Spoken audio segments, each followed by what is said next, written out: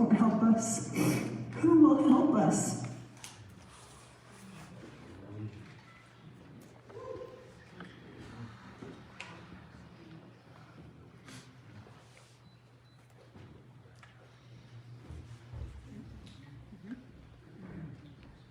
Well, I'm here to tell you there is someone that will help us, and that's our Lord and Savior, Jesus Christ. Amen.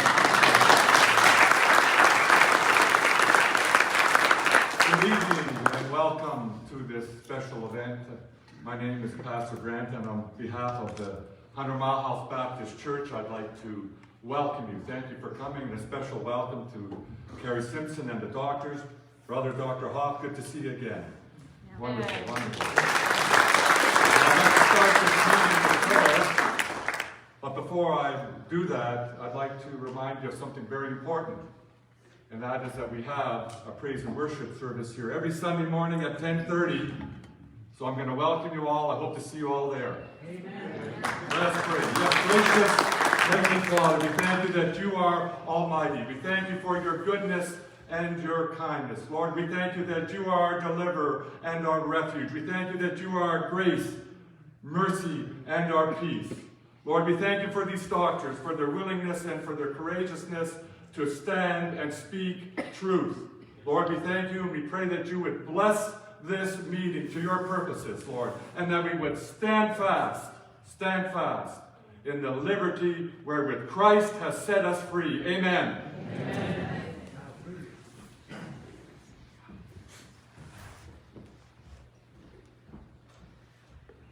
Good evening. So my name is Colleen, and myself and a group of us have been working very hard, and finally it paid off. This is our third attempt to bring the doctors on tour here, and we were at a rally, the Freedom Rally yesterday in 100 Mile here, and there was well over 140 people in that cooler temperature. And while we were there rallying, I received a phone call, and it was Shelley's number. And I answered the phone and I said, Shelley, you better not have bad news for me. Because every other time she phoned, it was like, I'm sorry to do this, we have to cancel. And so I just was very, very happy when she said, no, it's still on, it's still on. And so I was extremely thrilled to know that we were going forward with this evening. And so today we had a rally again in support of the truckers who are heading to Ottawa to fight for our freedom.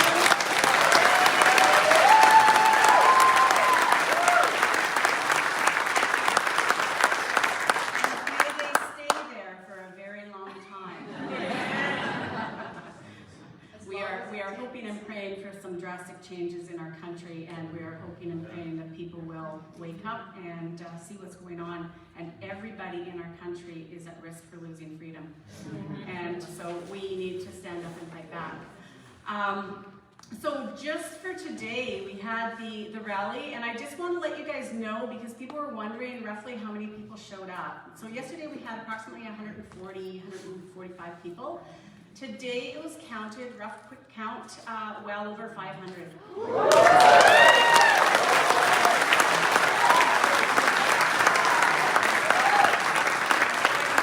wanted to put those numbers out there because I didn't see our local Free Press. Somebody told me that they might have been there, but I think they did their own calculations. And so we wanted to make sure people knew our more accurate calculations. So we just needed to get some more truth out there. Owned by Black Press for a reason. The name is accurate. Yeah. So we'll work on them. So just really quickly, while I have your attention, just one announcement for the community. Well, actually two, sorry. Tuesday from 9 to 10 in the mornings, we have a rally that we run every Tuesday morning. At the info booth is where we have started to meet because there's too much snow on the other side. So if any of you are interested in joining us, we'd love to have you do what we did today, and just remind our town that we are awake and we are not very happy, and we want our freedom back. The other thing is Action for Canada has just started up in our community, and so I just want to let you know I just want to let you know that every second Tuesday at 2 o'clock here, there is a Action for Canada meeting. So it's just a way to get everybody on board and involved. So this Tuesday, the 25th, is going to be the next meeting. So I just want to let you know because I knew that there's going to be people here. So that's my plug. And without further ado, I would just love, it is my honor and my privilege to introduce our team. And I just met most of them tonight as they were walking through the door. But they are not foreign to me because I have been following them. And so I just wanted to welcome Dr. Stephen Malthouse. If you could stand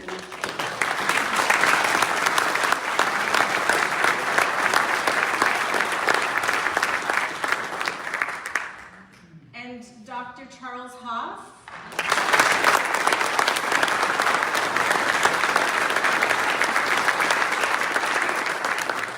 And certainly last but not least, Carrie Simpson. And Carrie is kind of the, we don't know, I was told she was the chief in charge. So, so without further ado, that's all I have to say. Welcome and thank you so much. Carrie, over to you. They said if I pushed the button, it would go green, and so far so good, people. Well, first of all, I would like to just say thank you for coming out here. I always love coming up to 100 Mile House, but we seem to always just kind of drive through, but I always feel like I've just run 100 miles. I'm not sure why, but it's got to be healthy for you, right? So thank you for that name. I just want to extend my deepest appreciation to Pastor Grant. Don't know where he's gone. Right here. Thank you for your courage, your leadership. And man, I wouldn't mess with him, so y'all better be here at 10:30, all right?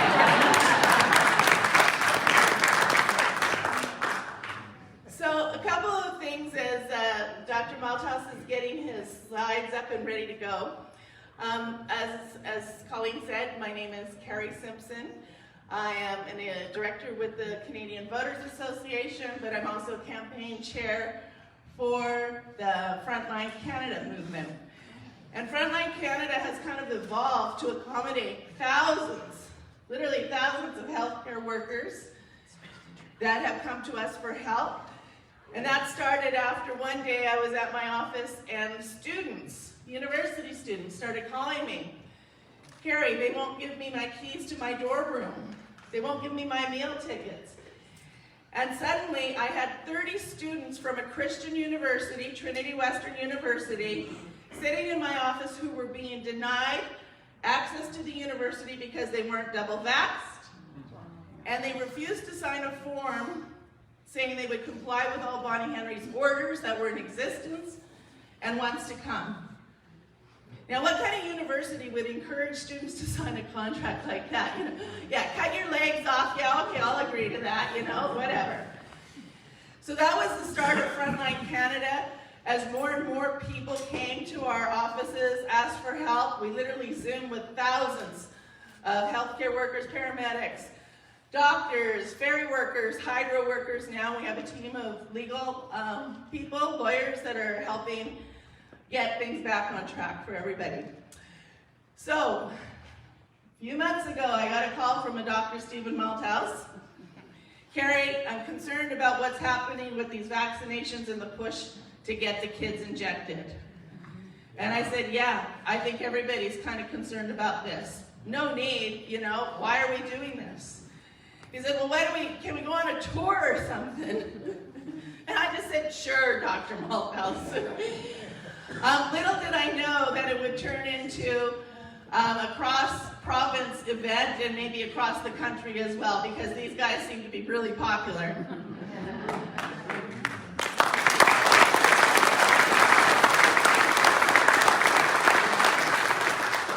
So what started out as maybe a 4-day event, and we finally got home after about 9 days, I think, and then we took off again. Of course, I want to tell you that these doctors are sacrificing their time and their income to do this. This is out of concern for the children and for truth. And these amazing, amazing doctors, and there's growing numbers of them. I just want to say how deeply I appreciate your leadership, your courage, and just your ability to take a stand in the face of really harsh adversaries, because this is not easy. The College of Physicians and Surgeons have come down. They'll talk a little bit about that. But you have been an inspiration to so many. So thank you. Thank you.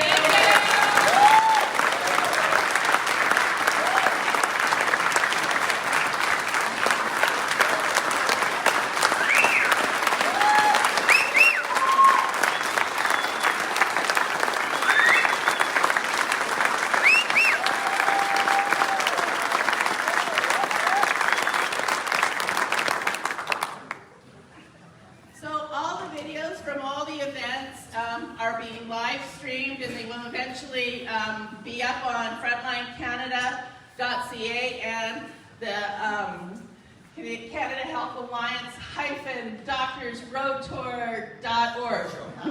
Roadshow. Oh, see, they do a show. We just call it the tour, right? The show. So easily available, and what we ask you guys to do is please share them far and wide, vaxxed, unvaxxed, I don't care. Let's get the truth out about what is actually happening in this nation. Amen.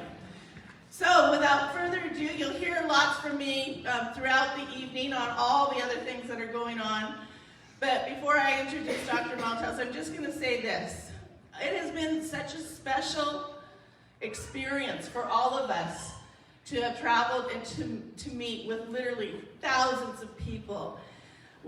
We just have come to churches and they've been overflowed. One of the churches in Kelowna, there were 400 people in, and then 300 more outside that wanted in. So Dr. Malthouse just said, everybody out, we're going to hold this outside.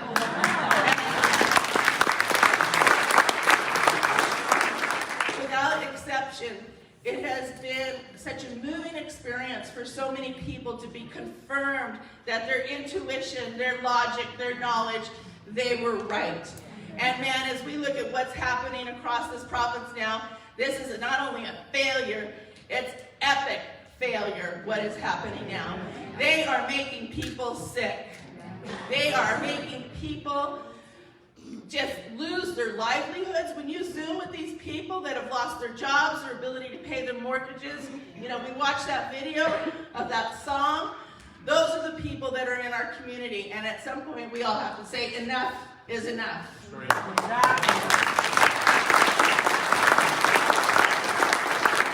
This will be ended not by the courts, not by our politicians. It will be ended when we say full stop, no more.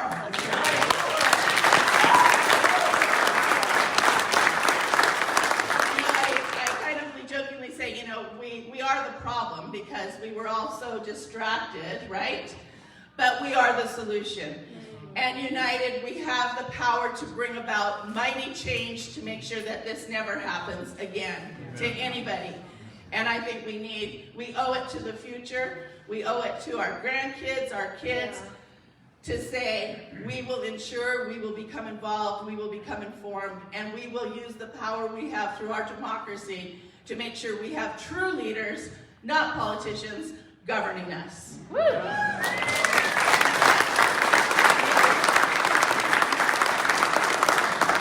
I am going to ask for all of your help, because now that I have Dr. Malthouse and Dr. Hoff locked on a bus where they can't get away, I think one of them will make the perfect future Minister of Health for BC. Oh, yeah.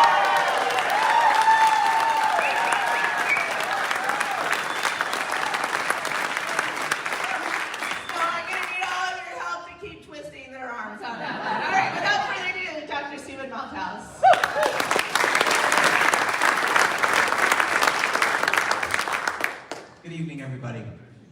First of all, I'd like to say that although there are only two of us on the stage, I think we represent many other doctors across the province. Many of these doctors are not actually willing to come onto the stage or to speak out, but they are talking to their patients day by day and telling them to beware of what's going on with public health. So although they're not maybe visible to you, they are visible to us, We spend time on Zoom calls with them. We interact with them every week in multiple locations. And I tell you, the doctors are aware of what's going on. Many of them are. They're fully awake, but they're just not ready to come and take the stage yet. But they're with you, heart and soul. And I think that in the next while, the next couple of weeks, maybe in a month, these doctors will actually be more visible to you, and you'll start to realize that you're not alone. In fact, there are 3 doctors that weren't able to come with us tonight, 3 of our women doctors, and we sorely missed them, but they were called away because of family issues. And so unfortunately, Dr. Elizabeth or Biz Baston wasn't able to come here tonight, and also Dr. Rachel Maurice, and finally Dr. Anna Kindy from Vancouver Island. So I'm sure they all, they send you their best wishes, and I know they wish they could be here, but it wasn't really possible. So you're just stuck with the 2 of us. Does that mean we can talk longer? Yeah, that means we get to take their time. But anyway, we've been talking to the community through videos and interviews and so on for quite some time. But what really got us was when they moved the shot down, the Pfizer shot down to the 5 to 11-year-olds. And at that time, we felt we needed to put our feet on the road and come and see you in the communities face to face for a couple of reasons. One is to show you that we're not crazy, that we know our stuff, and that we've been following this material, the research, the literature, far better than public health has for the last 2 years. Secondly was to get the opportunity to pass that information on to you so that you're well equipped to be able to speak to your neighbors. Because at this time, people are starting to see that these public health policies are absurd. They just don't make sense. People who have been sort of diving for the center of the herd to be protected and following the narrative are starting to become aware that they've been lied to, misled. And now they're going to start looking outside that herd, and when they do, we want to be there. We want to be there in a gentle way to give them or provide them with the information that they will need to move out of the herd to safety for them and for their children. So that's our job. Our job is to know everything backwards and forward as best we can, but also to be gentle with our neighbors, right? Because many of them were duped. It's been a psychological operation here, and it's not really their fault that some of them are angry. I had someone yelling at me for not wearing a mask in the bank the other day, and actually, sort of inviting me to have a fight. This is the level that people have been driven to by the propaganda machine. So I think that we have to have a place in our hearts where we have forgiveness and understanding for these people, because they will be coming to you. They'll be looking over the fence and wondering what the more awakened people are doing and how they got there, and they will want to follow your example. So we're here to give you the tools, so when that happens, that you're available with those tools, that bit of information that they need to get them started on the path back. And finally, we wanted to come because not only do we get to see you face to face, but you get to see each other face to face. And sometimes we found that people are completely unaware that the person down the road is also thinking in the same way as them. And we found that a surprising, sort of special thing that we didn't expect when we came out on the tour. And so I think that's kind of the hidden blessing that we've experienced. So what we're going to do tonight is we're going to give you some information to take home with you and to spread around. There are some brochures we have, and on those brochures, particularly the one that has a cute little child on the front, there is on the back panel some places that you can go on the internet for further information, such as how to treat injuries. That film was very moving because we're seeing these type of injuries are happening all the time. And Dr. Haas is going to talk to you about what he saw. But we know that this information is, these cases, I would say, these people are out there, and the information is being hidden from the general public. So we think these vaccines, well, I call them vaccines, but of course they're not, right? Yeah. That these shots are safe and effective. As medical doctors, ever since medical school, we've been told vaccines are the best thing that ever happened in modern medicine. Our best gift to the world. And that they are safe and effective. That is like a mantra. Well, I don't even give it a mantra, it's a slogan. That vaccines are safe and effective. So by labeling these things as vaccines, which they're not because they don't prevent transmission of infection, but by labeling the vaccines, not only do they get immunity from prosecution. But also, everybody who's thought that all vaccines are safe and effective kind of dumped these into the same basket. But these are not safe and effective, and we're going to show you that tonight. So the problem is that, Health Canada came out with the 5 to 11-year-olds, and they were going to give them the Pfizer shot. And we were concerned because pop-up clinics and school gymnasiums may be used to give these kids the shot. So we needed to prepare the parents, the teachers, the grandparents, and even some of the kids to be prepared for that and be able to push back. And as you know, public health has really not given you the information that you need to make an informed decision. And little kids cannot make an informed decision. That's impossible. Even though they're being enticed by ice cream cones and balloons and so on to go and be told that they can have the shot without even telling their parents. Yes, it is criminal. I think predatory behavior is the best way to describe it. Absolutely. So we have these questions we have to answer if we're going to work our way through this dilemma. We have to know, first of all, what is the risk to your child, if your little child, if he gets COVID-19, right? That's kind of important. That's kind of a baseline. And then you might want to compare this to other childhood illnesses like influenza. You want to ask yourself, now, would I have to give my child the shot so they wouldn't give to other kids, or maybe pass it to their parents or to their frail grandparents? Another good question, right? And then we look at the risk of the shot for the child itself. And then finally we come to that question, why? Why is public health getting us to give a shot to kids that don't need it? Okay? Those are the questions. And many of you know this, what the coronavirus looks like. These are actually artist renditions, and no one's actually seen it except for electron microscopy, which is the center picture, the kind of gray and white one, where these tiny little blue things, they've stained them. They think that those are the viruses, right? But the rest of them that you see that are so terrifying on the daily news, I bet you guys don't watch the daily news.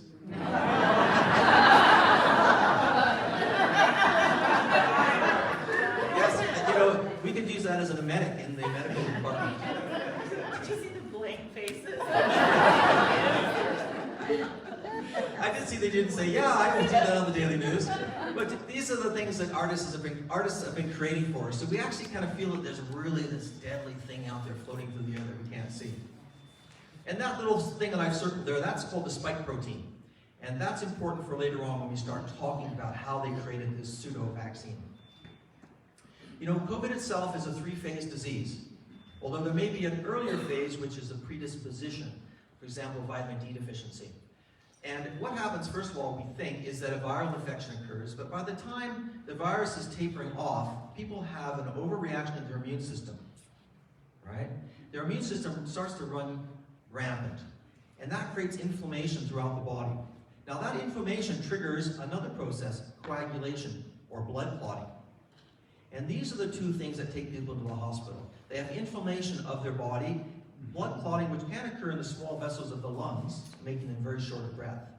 And generally, all their organs are attacked. So this is what happens with COVID. And by the time they get into the hospital, in most cases, the viral load is only 10% or less of what it was at its peak. So the virus is long gone. It's the person's reaction to the triggering virus that really causes the COVID disease. And we got pretty scared when we heard about this, right? We thought the hospitals would be overflowing with patients. This was 2 years ago now. And we thought we would be changing our clothes in the garage so as not to contaminate our family. We were scared. A lot of doctors, we didn't know what was coming. The pictures coming out of China were very, very frightening.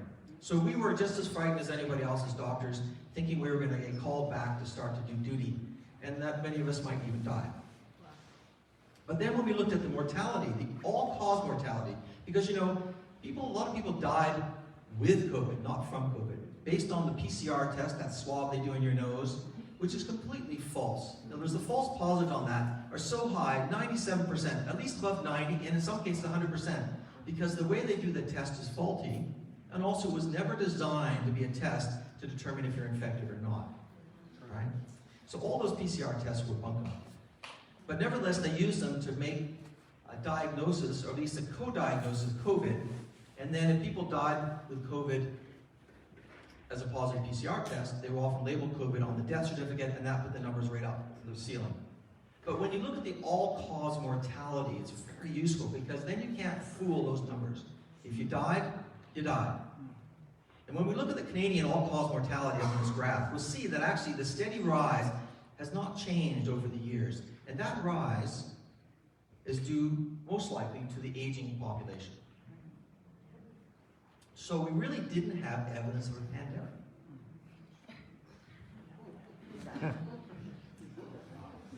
And when we look at those people that did die of COVID, we see in British Columbia that 99.97% of people actually survive the disease. Now that is without any early treatment, right? And then we found that the median age of death was 85, right? And the median age of death normally is 82. So we figured out that getting COVID was good for your health. Well, not quite. But we did find when we look at kids, 19 and under, that the deaths in British Columbia were 0. Zero. Wow. That's cool. And then we started looking at what's coming out of China. We saw that they were doing all sorts of things to scare us, such as the one-handed corpse-carrying technique.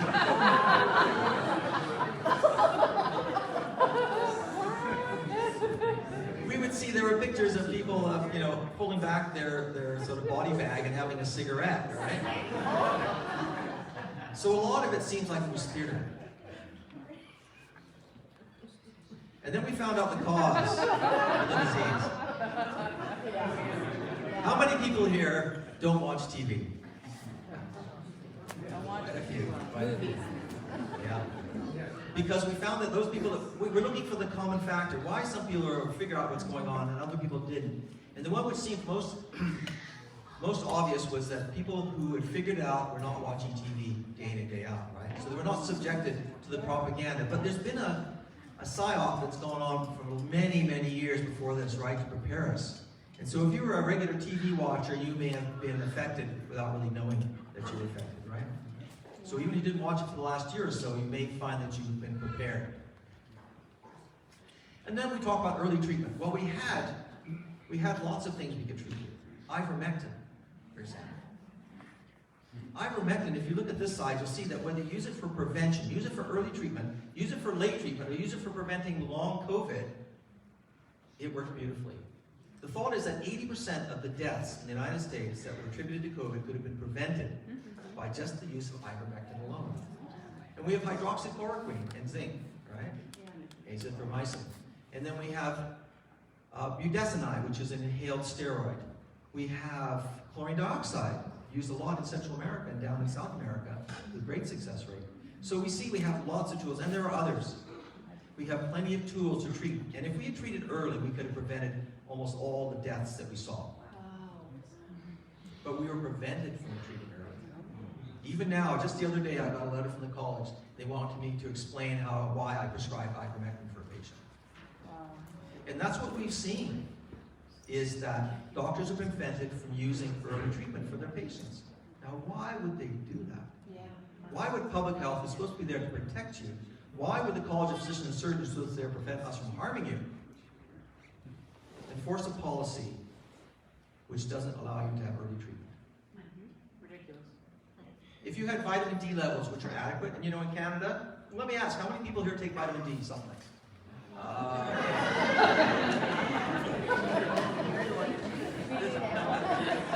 The enlightened North. Well, we know that because of the angle of the sun and the few hours it's out, plus we're overdressed, right? And we're covered up, that, people do not have adequate vitamin D levels in Canada, anywhere in Canada, after the 3rd week of October, right? So you have to take a supplement. And if you're smart, you'll take about 5,000 international units per day, and then have a blood test done 1 to 3 months later to see if that's adequate for you. All right? Because some people I know have to take 8,000 to get into the right range. You want to be in the top level of the range, right? And if you take magnesium along with it, it will help you to get more bang for your buck. They did show that taking magnesium will increase the absorption of vitamin D. Now, 5,000 is not a lot, In fact, you can take it all at the end of the week if you want to, like take 35 tablets if you want. You can take it, you can actually store it for up to 3 weeks. So you can take it in a big bunch or you can take it day to day. The other thing to remember is you're seeing K2, vitamin K2 appearing in vitamin D vials these days, so that keeps it in the calcium in your bones and out of your blood vessels. So getting vitamin D with K2 is the way to go, and add some magnesium to it. Can you eat too much? Pardon me? Can you eat too much?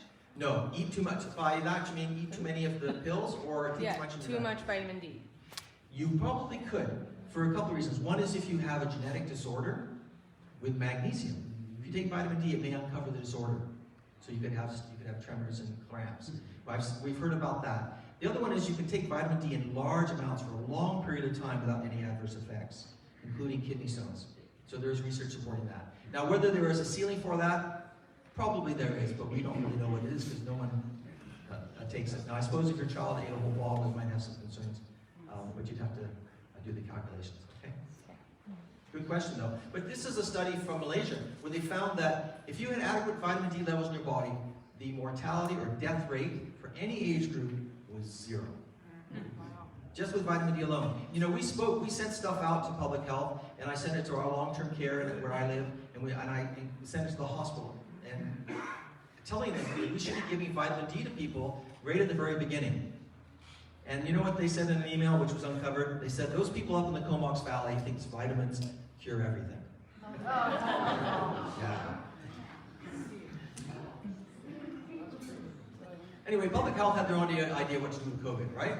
They said we should stay home. We should wear masks, right? We should socially distance. And you know that you know where staying at home came from? It came from a 14-year-old girl's science project in Albuquerque, New Mexico. With her father, who worked for a computer modeling company, she designed a science experiment thinking that if you kept everybody home during the 1959 flu, it would have stopped the spread of it. They presented it to the Pentagon after it went to the science fair, and the Pentagon said it was ludicrous and shelved it. But Bonnie Henry decided we needed it. So ask yourself, what is the risk to my child? Well, again, in Canada, the average age of dying from a confirmed COVID is 82. It's 85 in BC. But if you look down here to the left, you can't really see very much, huh? Like how many? It doesn't seem like there's much of a line there for kids under the age of 19. And we think maybe 14 to 16 children died of COVID, with COVID, in Canada. Right? That's an insignificant number itself if you look at the number of people in Canada. But also, we feel, from what we can gather information-wise, because everything is very opaque in Canada, is that those children all have very severe comorbidities. So I think we can still hang our hat on the fact that no child in Canada died from COVID. Can I ask you a question? Sure, go ahead. How many did die on COVID? How many did die? Only on COVID, no side effects, no nothing. Children? Anybody? Well, I can speak for children. It's 0. Okay. And drones, you don't know. Adults, I couldn't tell you. Okay. Yeah. Because somehow they're hiding that. It's a good question, and perhaps Dr. Hoff is going to be able to answer that for you later when he talks about his clinical practice and what he saw. Right. Thank you. But if we compare this to influenza, even using those inflated numbers for children, we see that influenza is 3 times as deadly as COVID for children. And that's under age 20, so we're not just talking about little kids, we're talking about teenagers as well. And they did a study looking at almost 2 million kids aged 1 to 16 in Sweden, and they found that the incidence of COVID deaths was 0. Now those kids were going to school, they weren't wearing masks, so they didn't have all the sort of public health measures put into place here, and the death rate was 0. They looked at 3 big studies in Germany, which looked at pretty much the whole pediatric population. And between 5 and 18 years of age, they found also that the deaths from COVID itself was 0 in that age group. A big 0. Now the other thing about kids is 75% of children who get SARS-CoV-2, and let's say from that, which is the virus, right, and then they get COVID, 3/4 of them actually had no symptoms, right? So kids don't get very sick. And in fact, these kids don't really go to the hospital. When they try to find kids in the ICU with COVID, they can't find them. Right? And they can't find mortality to report from the hospitals either. They don't have the cases. And then what they found the safest place to be if you were an adult was working with kids.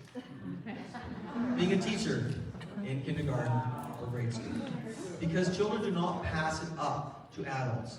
They sometimes pass it loudly, but not very often. But kids get COVID from adults. It goes down the chain. All right? So that's why treating your child is not really going to be a problem. It's not really necessary in order to protect grandmother. Right? Or parents, or adults, or teachers. The kids rarely pass it upward.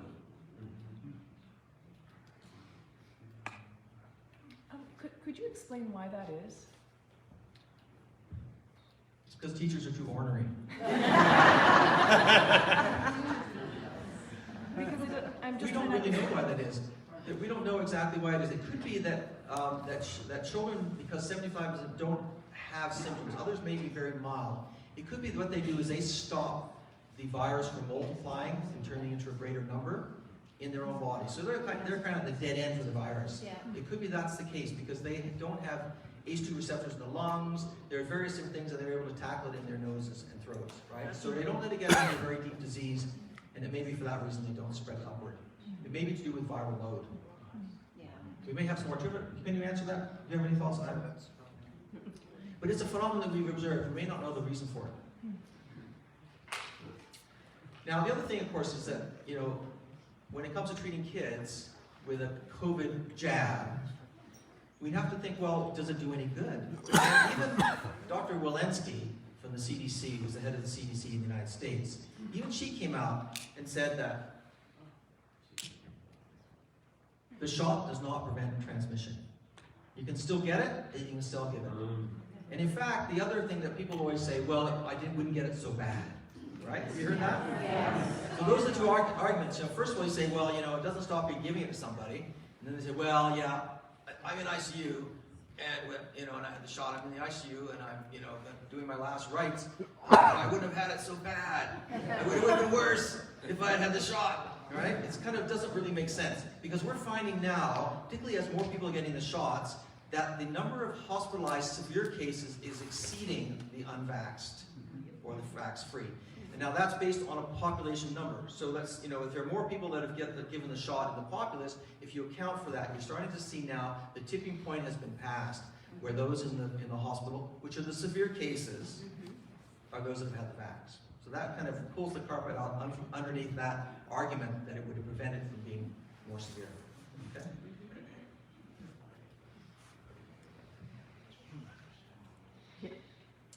The other thing we like to talk about is natural immunity. There's more than 140 papers now showing that natural immunity is better than what you get from the shot. Yeah. And it's long-lasting, It's God-given. cross-reactivity, and it's robust. Pardon me? It's God-given. It's God-given. That's true. It depends. God works in funny ways, I would say, giving you a virus to get immunity. But yes, I think that's probably the case. And it may be why Omicron has really been a blessing. Because although people are getting cold-like symptoms, some people do get sick, though, but we don't know whether it's Omicron or what it is. But people are getting milder illnesses, and then they get natural immunity, God-given immunity. That's right. And then they're protected from all other strains. Because natural immunity, as I mentioned before, is robust. It means it's very strong. Yeah. It's long-lasting. It means it probably lasts you at least 19 years based on the previous SARS, people having immunity to this one from having SARS the first time, right? But also we see that's pretty common, that natural immunity lasts a long time. And the other one is it's cross-reactivity, so it may protect you from other strains, right? So it's really God-given immunity. Yeah. Right?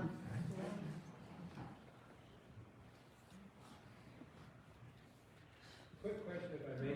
Sure. Has COVID-19 ever been isolated in a lab anywhere? Or is it just a computer model? It's a very good question. It's a very good question. Now, we will have an opportunity for lots of questions like that at the end, but I'll answer that one, is we don't know. I would say among the scientists I talk to, medical doctors and scientists around the world, they're split 50-50. Some think that they have done it, that they've sequenced it. They actually feel they've been sequencing every one that's come along. And other people say that that is just like taking a book, cutting it up, and then trying to use a computer to put the bits of paper back together to create the book again, right? That it's inaccurate. So there are two different ways. You know, the people that are in the labs doing it say we're great, and the people that aren't doing it are saying you're not doing a great job. So it is a controversy. It's a little bit of a rabbit hole we don't really need to go down, because if we get stuck down there, we'll be like the scientists arguing back and forth all day long. We don't need it really to combat the narrative that is being pushed our way.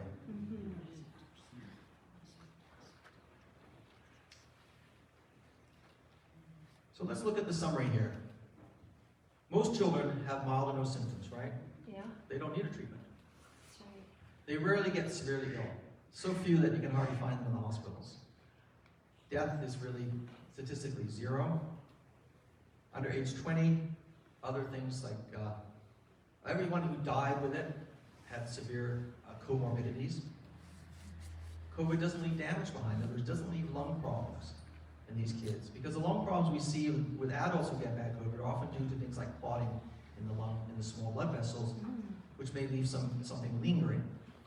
Of course, there's inflammation and things like that as well. But in kids, since it doesn't get down to that level, it's kept very superficial. It doesn't leave a residue. Kids catch COVID from adults, not the other way around. And they rarely get it from other children. It doesn't pass laterally very much either. They don't transmit it upward to adults, so your teachers and your parents and your grandparents are safe. And treatment that's effective is available if they need it. So, do I need a shot? No. This is like speaking to the converted. But many people here may be already on our side of the fence. You've done your own work, you've done your homework, unlike a lot of doctors who have not. A lot. Surprising us how many. And we feel they've actually not protected their patients. You know who's really pushing the vaccines too is the teachers union. Yeah. The teachers unions, well, that's the whole thing about unions too, and it could be that Carrie's the best person to talk to about that. She's in contact with quite a few unions and can tell you which way they're going, you know. But there may be that, there's probably reasons that they're not. You just disprove their theories because it can't go up. Absolutely. Yeah, well, what's the point of getting a shot to anyone if it doesn't prevent transmission and doesn't prevent severe illness? The two things which really undermine the whole argument for mandatory vaccinations. But if you look at this picture, which I showed you earlier, you'll see that little spike protein. But what they do is they create an artificial spike protein that looks like the one on the virus. This is the theory of messenger RNA and also the DNA, which are vector vaccines. They all try to imitate this spike protein. And then the spike protein, the cells of the body are taken over by the vaccine or the shot constituents, the messenger RNA. And then the cell starts to produce these pseudo spikes.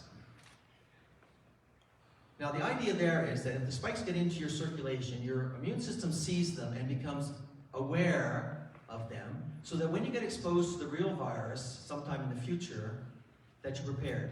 It's a bit like having the memory on a recipe card, and you can whip out these antibodies and go after the virus, right? To protect you. That's the theory behind it. But it doesn't quite work that way.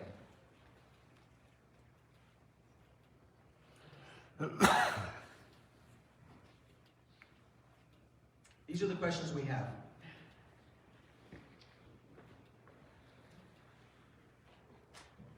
The trouble is that the spike proteins are dangerous. So here you've got a factory in your own cells turning on spike proteins with no off switch. And what they're creating is dangerous to the body. And we've seen in studies that these are distributed throughout the body, including the brain, particularly the ovaries. And spikes cause inflammation. And they also cause clotting. And so that is our problem, that we didn't think that we kind of creating a Trojan horse here. We've invited in a spike protein mechanism for creating them. And now it's turned against us. We didn't know that was going to happen, although we suspect that other people did.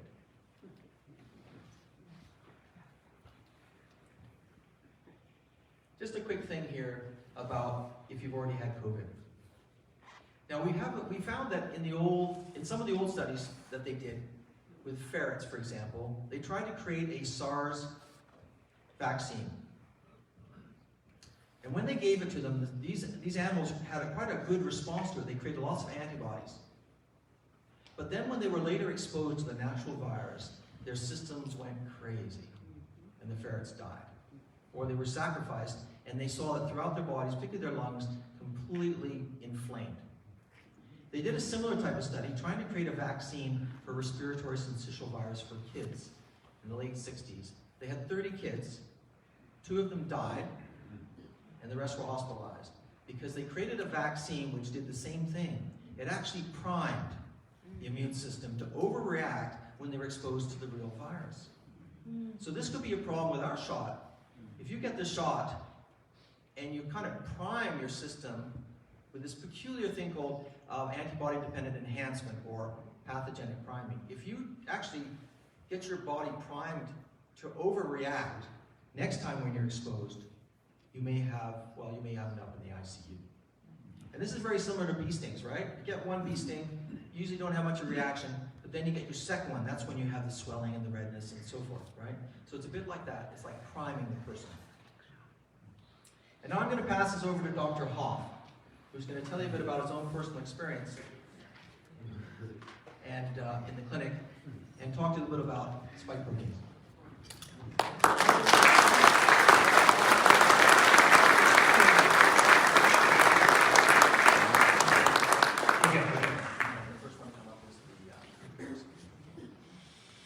Well, it is a joy to be back here again. Is this working? Can you hear me right at the back there? Okay, good. Thank you for coming. God bless you. And last night we spoke, in fact, 5 doctors spoke at Riverside Chapel down in Langley, who also has a pastor who is a man of courage and integrity and who has stood against the draconian healthcare mandates. And so it was good to speak to a group of university students down there who are to just try to encourage them to stand firm.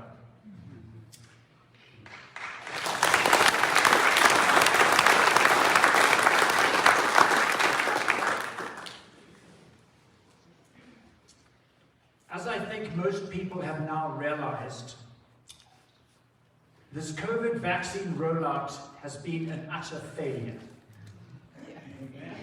Do you remember the days when they said that all we needed was 70% of the population to be vaccinated and we'd have herd immunity?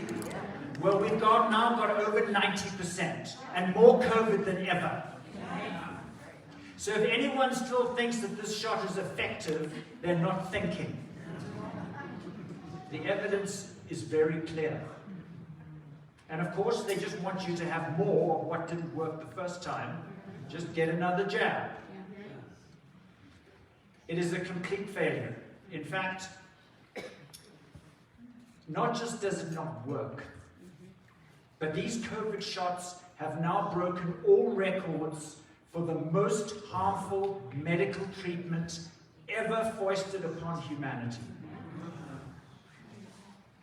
We'll talk about some of the vaccine injury numbers as we go forward, but Canada, I should just tell you, doesn't have, well, it pretends to have a vaccine injury reporting system. And I can tell you firsthand that I have submitted 14 vaccine injury reporting forms on my own patients. And they all get sent back to me telling me that, oh no, these are not vaccine injuries, these are all coincidences. And so they never get into the system. I've got 10 patients in my medical practice disabled from their Moderna shot. And none of them made it into the statistics because they were all coincidences. And there's supposed to be now a government compensation form for vaccine injuries, but if they won't admit it's a vaccine injury, what use is that? And that's why it's rare. That's why they'll tell you the side effects are so rare, because you can't report them. It is very correct. Do you remember when Dr. Bonnie Henry said, just 2 weeks to flatten the curve? And then 2 weeks became 2 months. And then 2 months became 12 months. And then 12 months became 2 years. And here we are with more restrictions than ever before.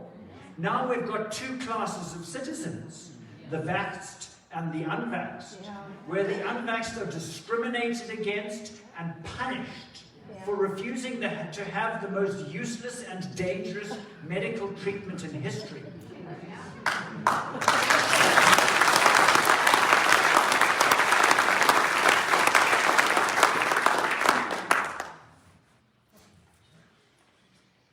All of these public health measures that have been used to destroy our freedoms were all done in the name of safety, all done in the name of keeping you safe.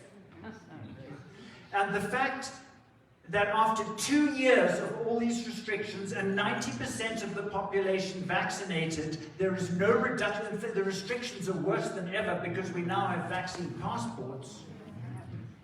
Not only did none of these measures work in any way, and the evidence is all there by the fact that it never reduced the spread of COVID. The waves keep coming, like waves of the sea, doesn't matter what you do. None of them, all of these facilities where all of the unvaxxed are banished, and all of the double-vaxxed are wearing masks, and they still all get COVID. And they think that the masks work, and they think that the shots work. You just wonder what they're thinking. It doesn't make any sense.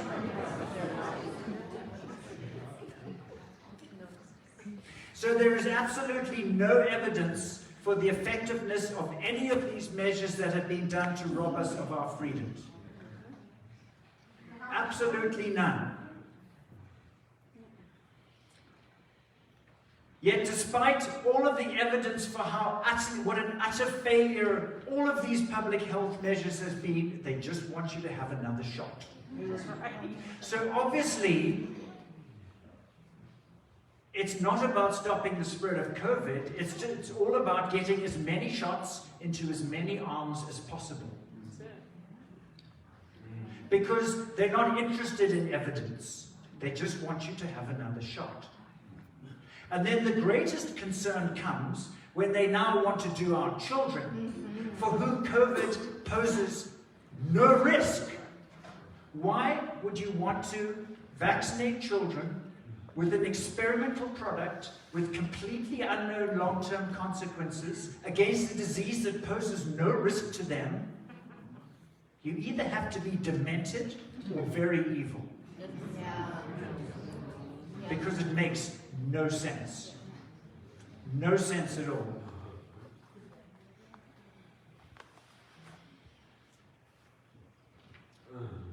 When this pandemic came out, as Dr. Malthouse mentioned, many doctors were very concerned. So I've been a family doctor and an emergency room doctor for my whole career. I've lived and worked in Lytton in the Fraser Canyon for 28 years when this pandemic started.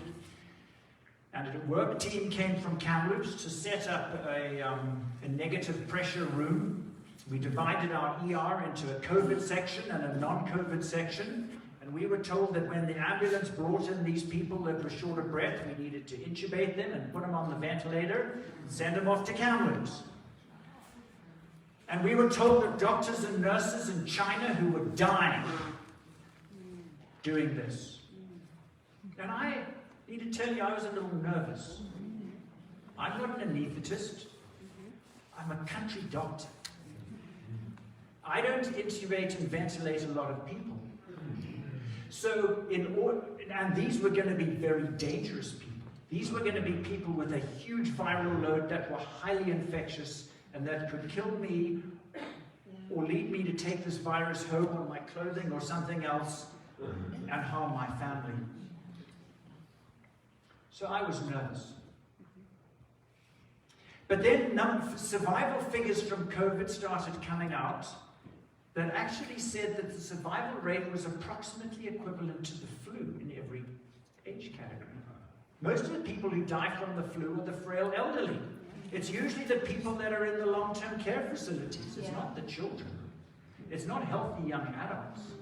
And so I started to question this thing because Why is there all this fear and hype for something that's actually no more dangerous than the flu? And we were told of this overwhelmed health systems in various places around the world, and all of these people dying. And yet all the doctors that I spoke to around the country who were emergency room doctors said, well, they weren't seeing it. Their emergency rooms and their ICUs and their hospitals were more empty than ever. Because it is normal for hospitals to run over capacity. It is normal. We used to get a fax in Lytton from Royal Inland Hospital once or twice a month, telling us that there were 80 patients over census. They had people lined up on gurneys in the hallways. Don't send us anybody more. We can't handle it. Send them to Kelowna, send them to Vancouver, send them somewhere else. But we are swamped until the pandemic came. And we never ever, they were never ever full again.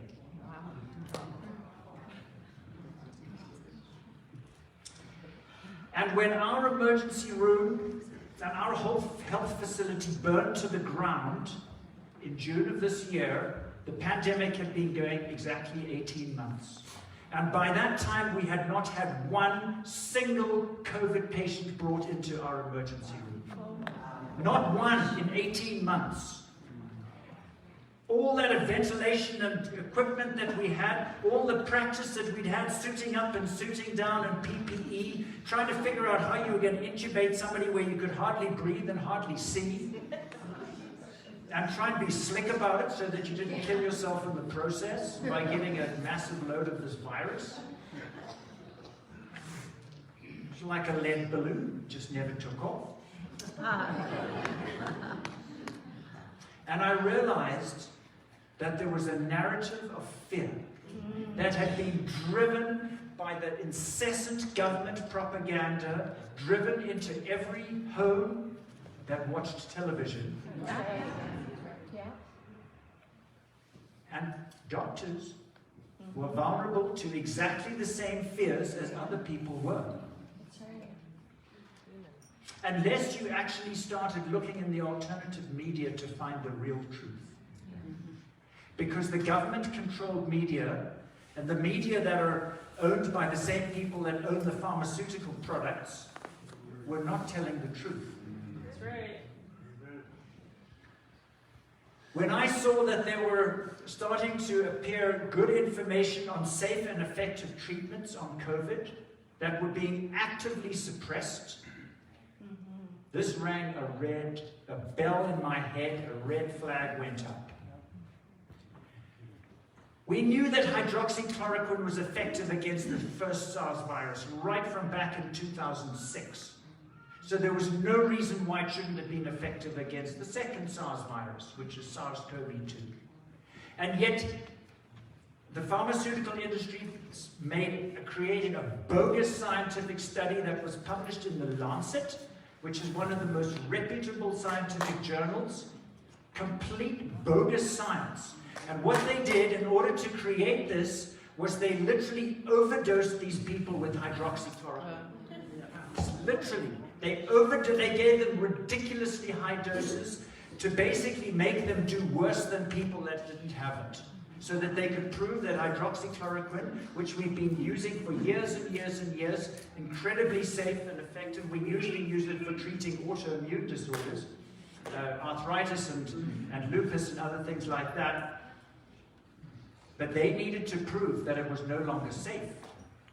Even though hydroxychloroquine and, by the way, ivermectin are both on the World Health Organization's list of essential medicines, because they have been so incredible around the world for treating other conditions, because they are so safe, they're inexpensive,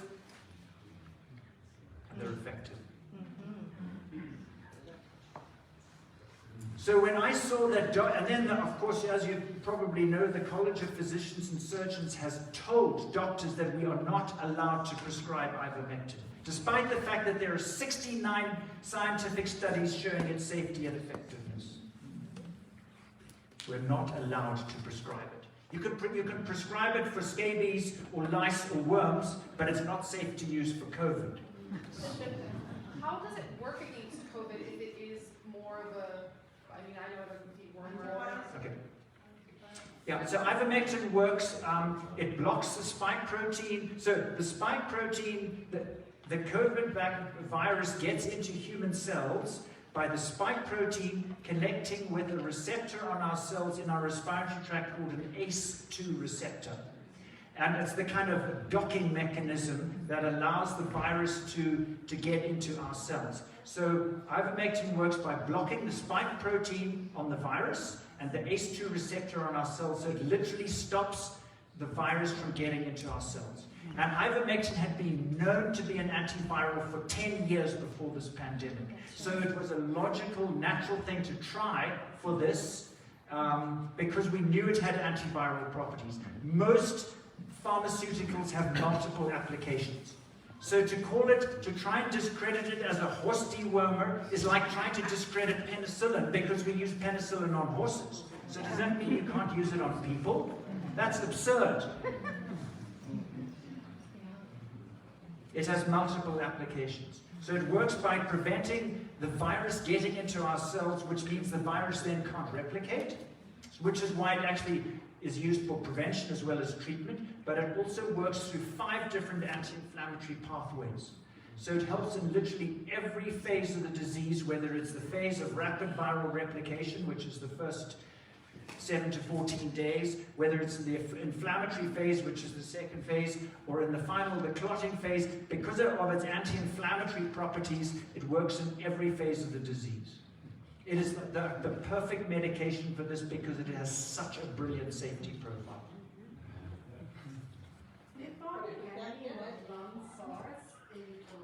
You know what I think we should do? We're going to have a question time afterwards.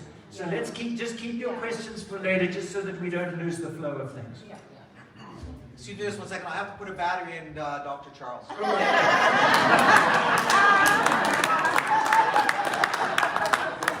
what happens when you get a flat back.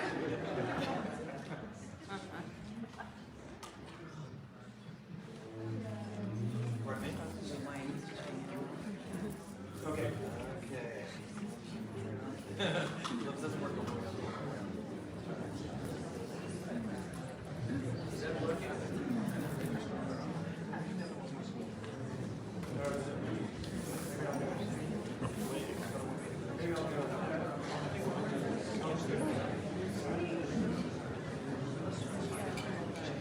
Okay, how long do you think it's going to take the doctors to figure this out?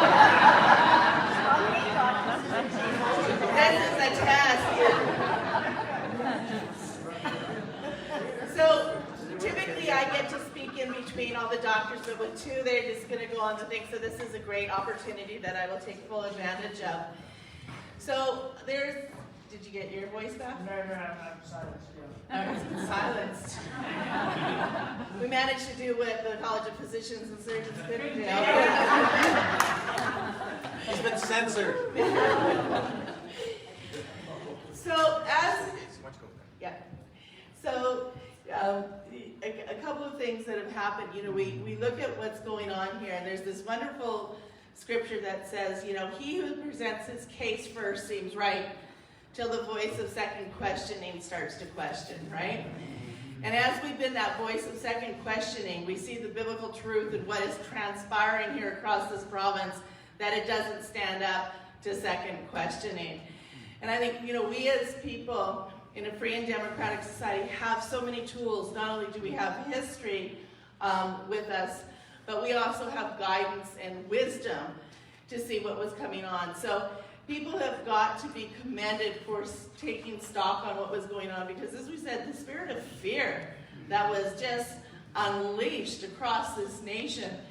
And, you know, we don't use evil very often, but I think that is the only thing that you can describe what is happening here. Exactly. I'm going to change microphones because the other one seemed to give out.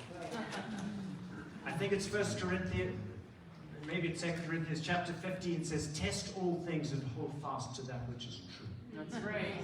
We must never cease from questioning and testing. That's all right. things. Amen.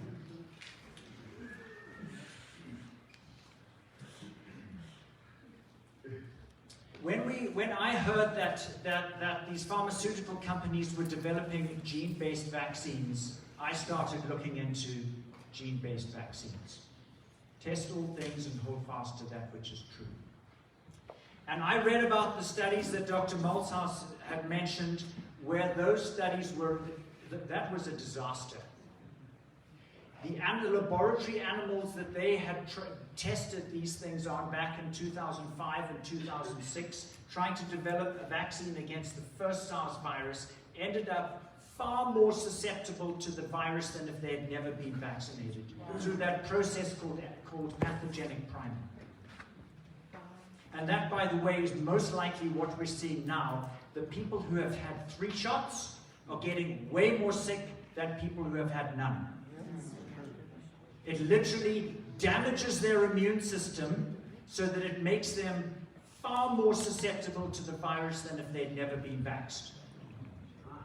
And in humans, it seems to have taken 3 shots to get you to that point where you've got a wrecked immune system. So I was very suspicious of these gene-based shots right off the bat before any of them even came to market. And so in March of this year, when reports of serious blood clots were coming from Europe and from the US and around the world, and 12 countries in Europe had shut down the AstraZeneca shots because of serious blood clots, I sent a letter to a group of my colleagues in the Lytton-Lillooet area saying, this experimental treatment is now showing serious evidence of harm. Should we not be pausing this to take stock? That is a foundational principle of medical ethics. That if you are doing an experiment, and in the course of the experiment, the product that you are testing shows harm, you're supposed to stop the experiment. One of those 18 people, and they were doctors, nurses, and pharmacists, sent that email to Interior Health. 3 days later, I had a meeting with my superiors there who reprimanded me, told me that I was going to be reported to the College of Physicians and Surgeons for causing vaccine hesitancy. And that I was not allowed to say anything negative about these shots in our health facility. And that if I had any questions about them, they should not be directed to my colleagues, but to the medical health officer in charge of the vaccine rollout for our area in Kamloops. Who, by the way, is the vaccine injury denier that censors all my reports. Shocking.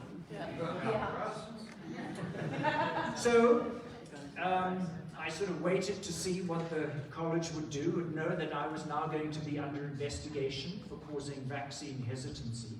But that rang a big bell in my head, a big red flag, restrictions on us for safety.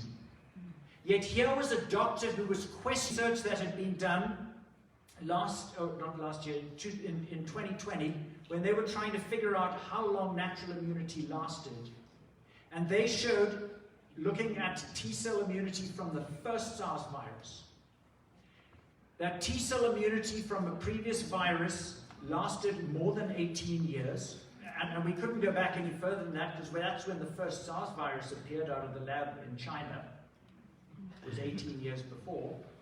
And the people who had recovered from that were still immune to it 18 years later. And the relevance of that too, well, what they then did was not only did they figure out that natural immunity lasted at least 18 years, but they then tested those people's T lymphocytes to see whether their immunity would cover COVID as well. And it did. Now, the relevance of that was that if you look at the genetic blueprint of those 2 viruses, the first SARS virus, 2002, and the second SARS virus, 2020, or started 2019, they are 20% different. Yet the immune system was that our God-given immune system was so brilliantly effective that not only did that natural immunity last 18 years, but it was able to protect you against a virus that was 20% different. Now, at that time, there were hardly any variants around, but up until Omicron appeared, the most different that any of the variants were to the parent coronavirus was 0.3% different. So if your immune system can protect you against a virus that was 20% different, it is going to have no problem with any variant. And our public health authorities absolutely refuse to recognize the validity of natural. They are not following the science. No. This is either utter incompetence or pure evil. They are not following the science.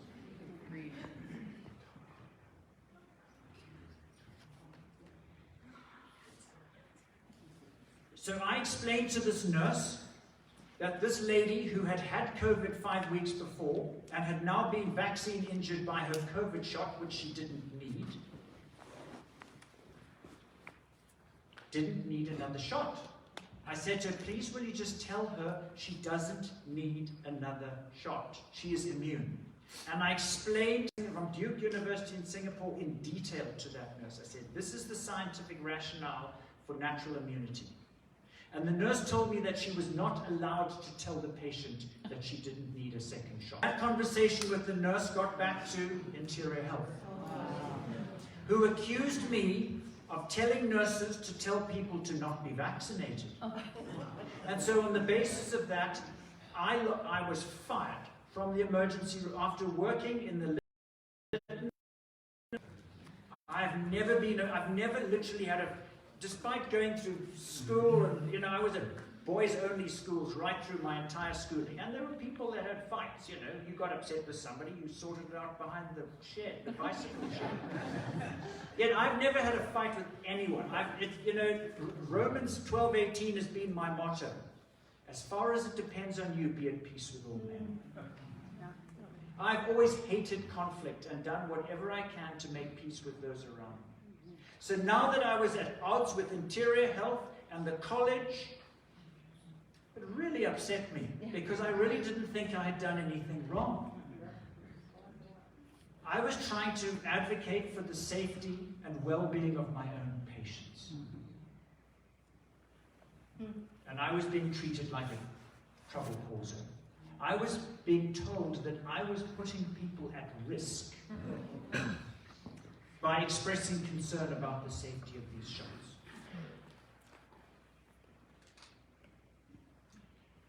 And now this vaccine rollout, as you know, it has been going for 1 year. And as I mentioned, it has broken all records for the most dangerous and least effective medical treatment ever foisted upon humanity. The Vaccine Injury Reporting System for the US, the OpenVAERS, reports 22,000 people who have died suddenly and unexpectedly after their COVID shot, and more than 1 million vaccine injuries registered there. And they still tell us it's safe. Yeah.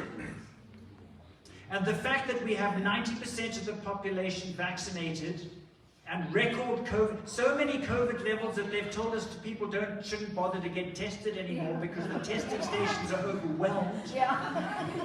They've given up testing and contact tracing, and they say it's effective with 90% vaxxed and more COVID than ever. This just defies all logic. But I think the tide is turning. I think more and more people are starting to realize that our leaders have not been truthful. That all of these things that they have done to us, supposedly to keep us safe, have not been about safety. That's right. They have been about control.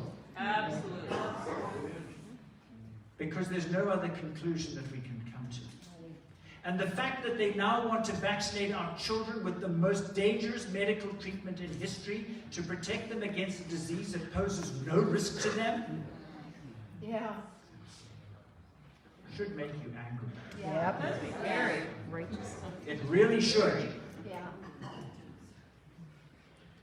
But the fact that all these truckers are heading off to Ottawa is a wonderful thing. Yeah. Because those are people who literally have the capacity to really Yeah. make a point.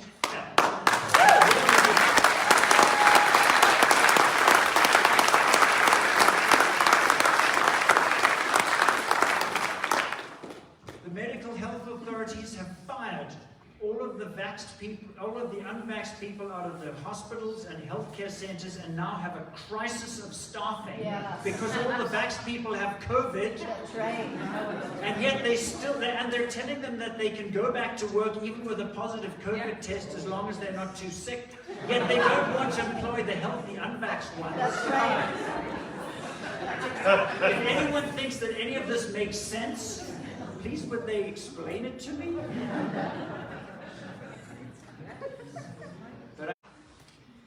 So I wanted to speak to you a little bit just about vaccine injuries. After I was banished from the emergency department, I was able to still see patients in my practice. And I was seeing, actually let me backtrack a bit. It was before I got banished. After I had dared to question the safety of this, I started to see serious vaccine injuries in my own patients. And they were neurological injuries. Later I saw pulmonary injuries, lung problems. But the first ones I saw were all neurological problems. These were people that had terrible pain, that had lost function through weakness, that had lost function through paralysis of the face, paralysis of the hands. Pain was a huge factor. Dizziness, light sensitivity, sound sensitivity, electrical jolts and shocks that would go down the limbs. That I've had two people that have got all kinds of neurological problems. And so I sent a letter off to that vaccine injury denier in Kamloops, who's in charge of the program, to ask her that was the person who was supposed to answer all my questions about the vaccine. So I sent her a letter to ask her what the mechanism of injury was and how I should treat people. I was these people's doctor. And of course I got no answer. Well, how would she know? This is an experiment. So then I sent an open letter to Dr. Bonnie Henry, where I asked the same question. I told her what I was seeing in my patients, all these neurological problems, and I said, please can you explain to me the mechanism of injury and how I should be treating these patients? And I got no answer. But fortunately, Dr. Malthouse, who was my friend because he had sent Dr. Bonnie Henry a letter before I did, and I had seen his letter and contacted him and said, boy, we're on the same page. He did it last October, not last October, before that, so he way back, had his eyes open, and was willing to stand up way back then. So I phoned him up, and maybe I even sent you a copy of my letter. I said, what do you think? And he said, well, don't just send it to her because it's going to end up in a shredder. Make it an open letter, because at least maybe somebody will listen.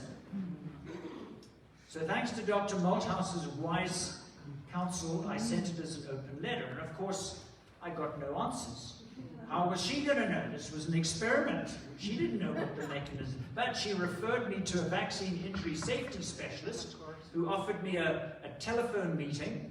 And so I asked all the same questions, and one of the other questions I asked Dr. Bonnie Henry, I said this is a foundational principle of medical ethics, that when you're testing out a new experimental product, as soon as there is evidence of harm, you're supposed to stop the experiment.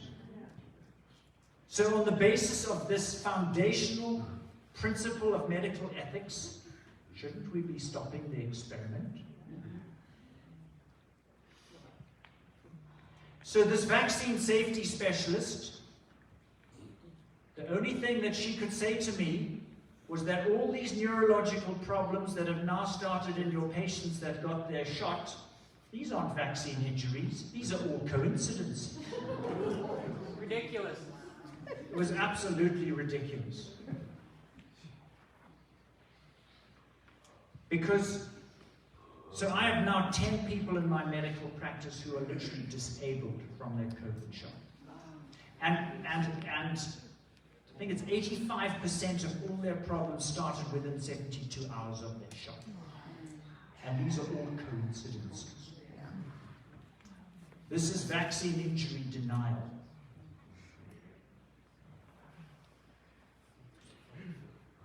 So I discovered from speaking to various scientists around the world that these, unlike other conventional vaccines, these vaccines don't just stay in the muscle in your arm. They go into your blood circulation literally within 15 minutes. And 75% of it circulates around your entire body, which means that these little packages of synthetically produced messenger RNA in their little lipid nanocapsule literally get distributed into every tissue network in your entire body and even cross the blood-brain barrier into your brain. Wow. So that when your body starts making these little spike proteins, which is what that little gene is designed to make your body make trillions and trillions of spike proteins, you end up with these little poisonous spikes literally in every tissue network of your body, because your blood goes to every tissue. Wherever your blood goes, that's where these spikes are going to be.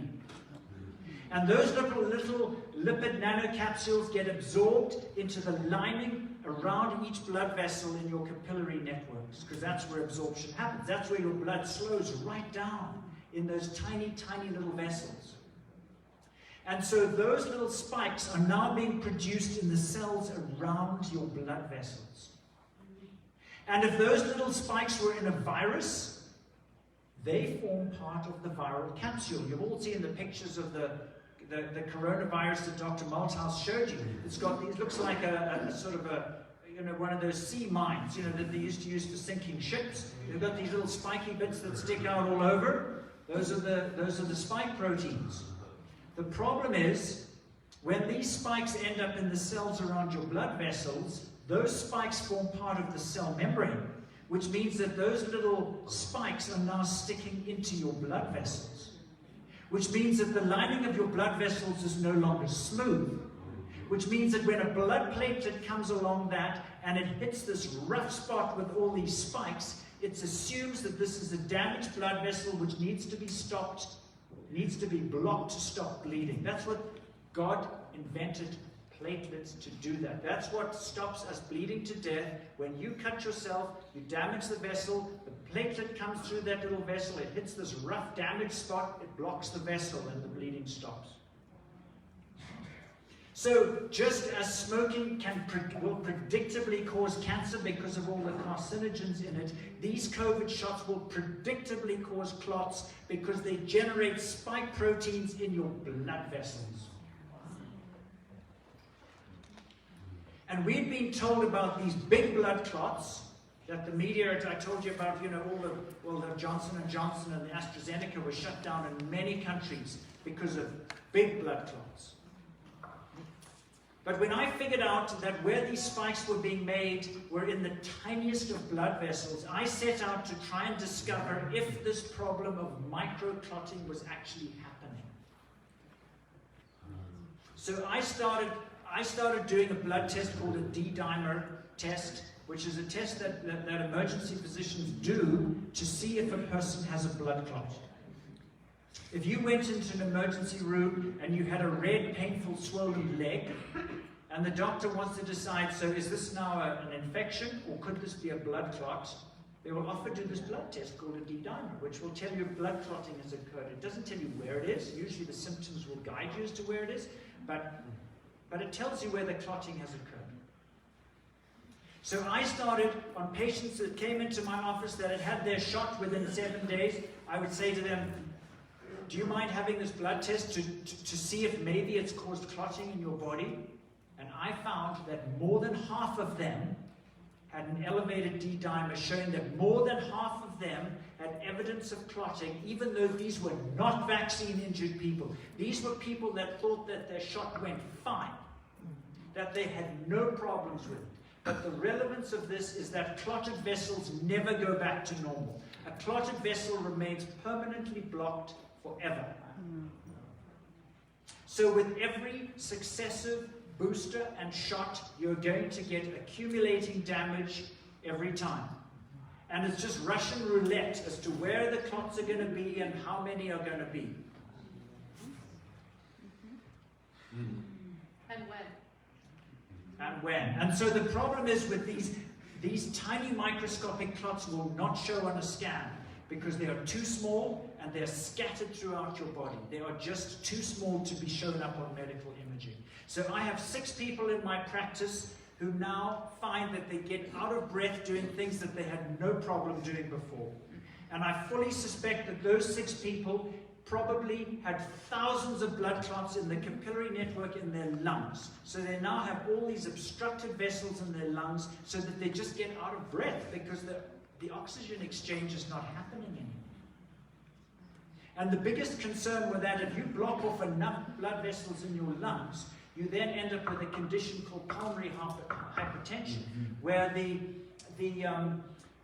pressure that your heart needs to exert to push blood through your lungs needs to be, your heart has to work that much harder to get the blood vessel, to get the blood through your lungs because so many of the vessels are blocked. So eventually you go into right-sided heart failure and die. And there is no cure for it.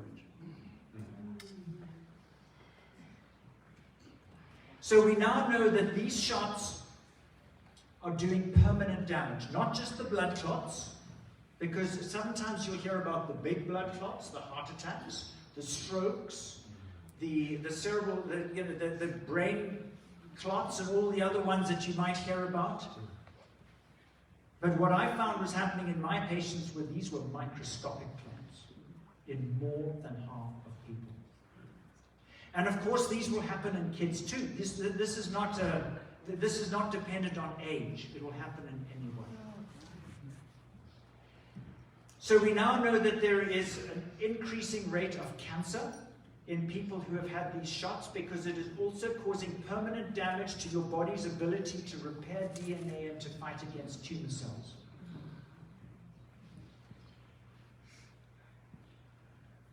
This is the most dangerous medical treatment ever foisted upon humanity. And the fact that they now want to vaccinate our children is very evil.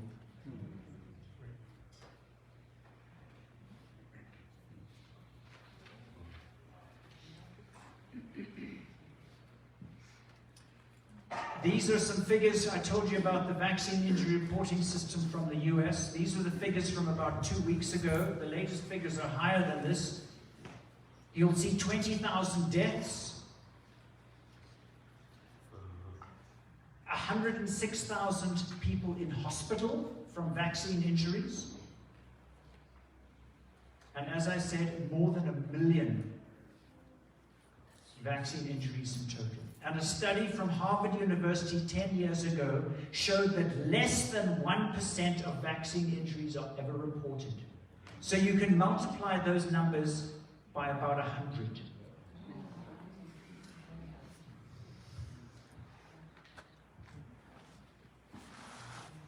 And they say it's safe and effective. This is a graph showing for the last 30 years, total deaths from all vaccines. All vaccines. So you can, the bottom of the graph, that sort of flat line, is the total for all vaccines in the last 30 year by year until you hit the beginning of the COVID vaccine rollout. And your line takes off like a moon rocket. Wow. That's what happened to the death rate. Previously, there was an international standard that if any vaccine killed more than anywhere between 30 and 50 people, they literally shut it down. With the H1N1 vaccine, with the swine flu, they gave it to 100 million people. When it had killed 30, they shut it down. 30! This has now killed 22,000 just in the US. That's reported. And they still tell you that it's safe. Doesn't make any sense. This is a tragic picture of a heartbroken father whose son took the shot so that he could play hockey and died. That is the tragic thing about these shots. Once it is in your body, you cannot get it out. I have so many vaccine-injured people reaching out to me saying, what do I do? And maybe we can talk about some of the treatments for vaccine injuries during the question period. But the bottom line is just say no to the clot shot.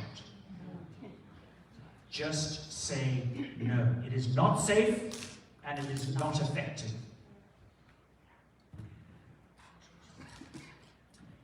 This is a very sad collage of young people who have died after their COVID shot. Actually, I think 2 of them are myocarditis. I should just mention about the myocarditis. Myocarditis is inflammation of the heart muscle. And our medical health authorities will try to tell you that it is very rare. It is not. Just as you can do a D-dimer test to see if you have had microscopic blood clots, you could do a blood test called a troponin, which measures damage to heart muscle. When that is being done on young males, and the most vulnerable are young males, particularly the 16, 17-year-old age group is the absolute worst. Approximately 1 in 300 gets evidence of heart muscle damage from these shots. 1 in 300. And if you look at overall risk for children from these COVID vaccines, and I shudder to call them vaccines, just as Dr. Malthouse mentioned, because they do not make you immune to anything. They shouldn't be called a vaccine, but the World Health Organization conveniently changed the definition of vaccine so that all it has to do is give you some degree of protection for a little bit and you can still call it a vaccine. But they keep changing the definitions so that they can call it vaccines, because other doctors say, oh, we've had vaccines for years. No, they're fine. They're fine. Children are 117 times more likely to die from a COVID shot than they are from COVID. 117 times. These are not safe and they're not effective. So lastly, in closing, I want to tell you a little bit about Omicron. I think Omicron is a gift from God. Omicron replicates 70% faster than Delta, and Delta replicated, I'm not sure what the percentage was, but considerably faster than any of the variants before it. When a virus replicates faster, it becomes more infectious, because the number of viruses increases so rapidly in your body. So Delta was more infectious than the variants before it, and Omicron is more infectious than Delta. But Omicron has 30 mutations different from anything before it. It is very different. So Omicron can now bypass your natural immunity in 40% of cases. In other words, if you've had Delta, there's still a 40% chance that you'll get Omicron. But you will get it so mildly that you may not even notice it.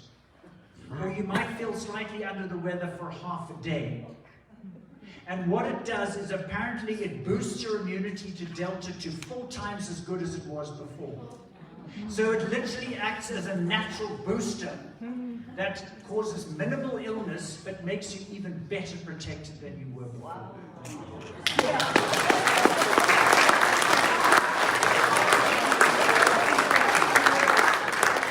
So Omicron is a much, much milder fatal disease than any of the variants before this, which means it is going to give millions and millions of people natural immunity with very much less risk. These vaccines give you no immunity. They are useless and dangerous. Omicron will give you immunity. The problem is, if you've had enough shots, your immune system is so messed up that you may still get seriously sick from it. But if you have not wrecked your immune system, it will be a blessing from God, because you will have good protection with minimal risk. And ivermectin and hydroxychloroquine work against every variant. Most people don't need them with Omicron. But some people who are older, or some have some comorbidity certainly may. And the worst comorbidity, the thing that puts you at the highest risk, is being overweight.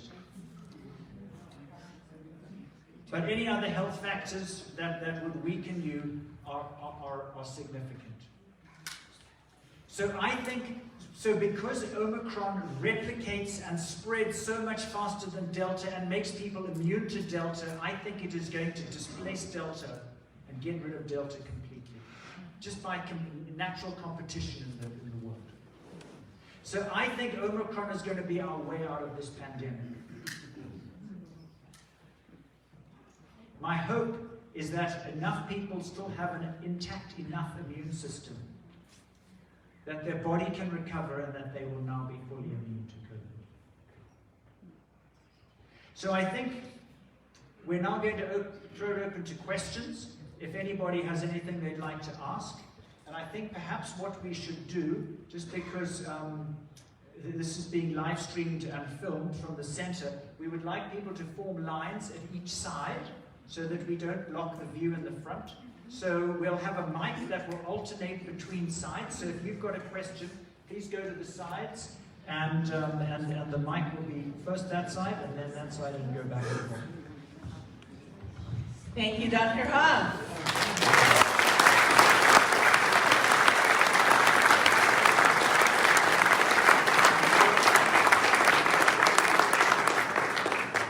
Okay, before we get, you gotta go back, Denise. You're just your timing on this one, yes. All right, everybody, we're gonna just everybody's gonna stand up, and then we're all gonna say hello to the people that are on the live stream, okay? Because they are from across Canada and the United States. So everybody stand up and give a big 100-mile house yeehaw!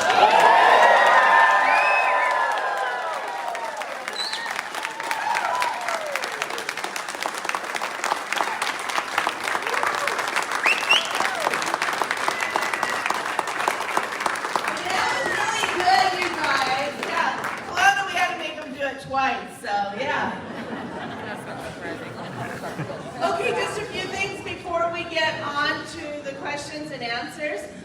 There's going to be some brochures handed out. They're from the doctors. If you want more, please, on your way out, get more. Distribute them to your family and friends, okay? We can do these tours. We can bring you out, but there's only so much we can do. What we ask you guys to do is tell at least 10 more people. I don't care what side of the fence they're on. Give them the information. Let them become informed. As we've said, we're seeing a change. The third booster, people went, huh? Like there's some hesitancy there. When I ever hear the word vaccine hesitancy, my first introduction to it was, so a lot of the work we do is we follow the money, okay? So, as you know, this is about compliance, control, and cash. Yeah. Nothing to do with your health and well-being. As a matter of fact, they have crippled our society. And it's deliberate. But when the truckers said enough is enough, we're not going to stand this, we're not going to starve people. I mean, imagine saying that truckers are a threat to all of us. They sit in their truck, for 8 to 12 hours. You know, they don't talk to anybody.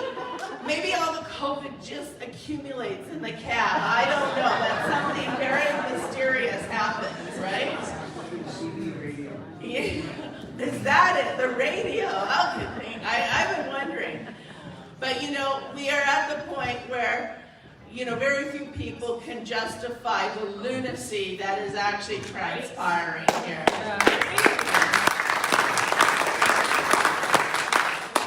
So please make sure also we're going to hand up sign-up sheets so you can be put on our mailing list.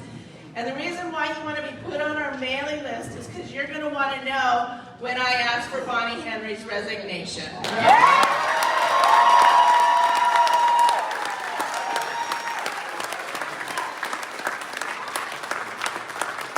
going to want to know when we initiate recall and bring down Premier Horgan and Minister Dix.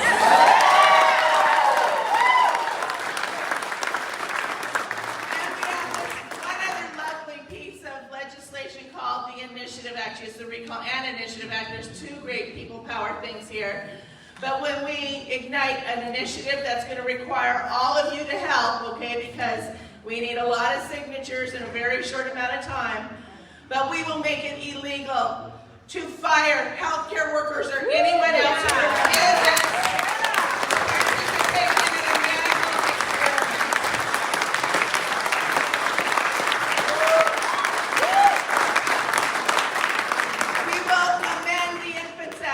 Children under 18 cannot be injected with poisonous substances.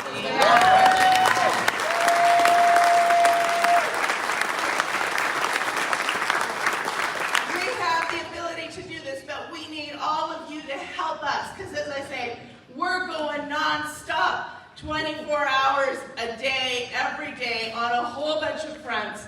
So please, your job is to bring 10, 15, 20 people, okay?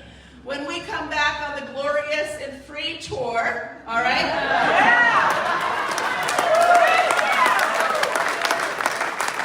We need you to all bring 10 more people, and then Pastor Grant can really get this house filled, all right?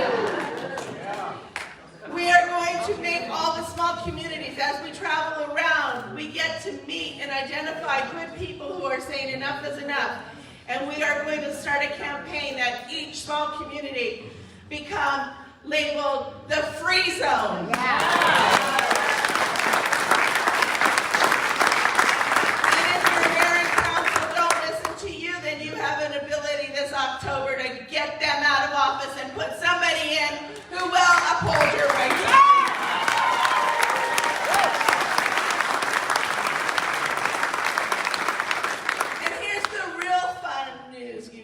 You know, as we said, as we traveled, as Dr. Malto said, what was really fun in some of these communities that we went to, and I think it was really significant in a place like Powell River, like 350 people out on the beach, right? And we're having this big rally. They go, we didn't know there were so many of us. Well, you know what? We may not be the majority, but we are the mighty voices of Canada.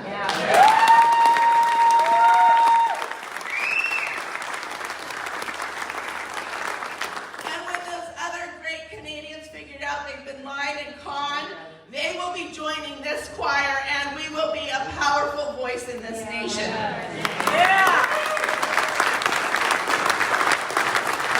So please, when those signature papers come, fill them out and do it legibly, because I get in trouble from the volunteers that I work with if they can't read your email addresses, you guys, okay? And I get in enough trouble without even trying, all right? We have questions now, and we will go to that. I'll speak a little bit more about what else we can be doing, but I just want to clarify something, and I'll start the questions off here. I mean, Dr. Hoff is this nice guy. He doesn't, conflict is no good. Well, you know what? You need to hear the story about Staples. Staples. All right, who's going to tell the story? All right, these two gentlemen were shopping in Staples, because that's what doctors do when they're on tour or whatever. And they started noticing a lot of people starting to wear black masks. And of course, like good doctors who always like to analyze things. They, were talking about this in a volume that was heard by a woman. And I'll let Dr. Hawk finish the story. Remember, this is the man, no conflict, right? Yeah, so Dr. Malthouse and I were in Staples in, wherever, I can't remember where it was. Yeah, anyway, we were in Staples, and so neither of us were wearing masks. And so the person, we were just waiting to check out, and so the person who was checking out had this black mask on.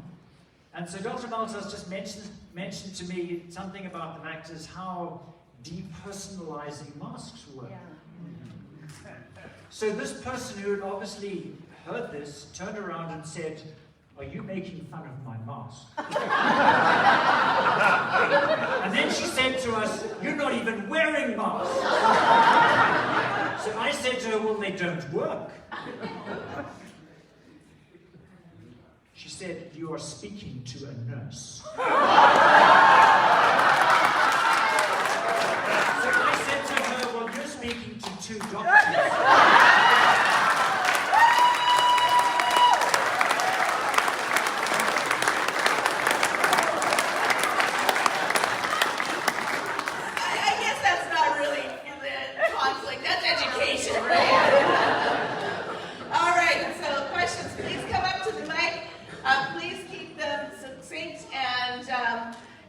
If the story's really good, I'll let you go on, but it has to be really good, all right? But there's been some good stories, okay?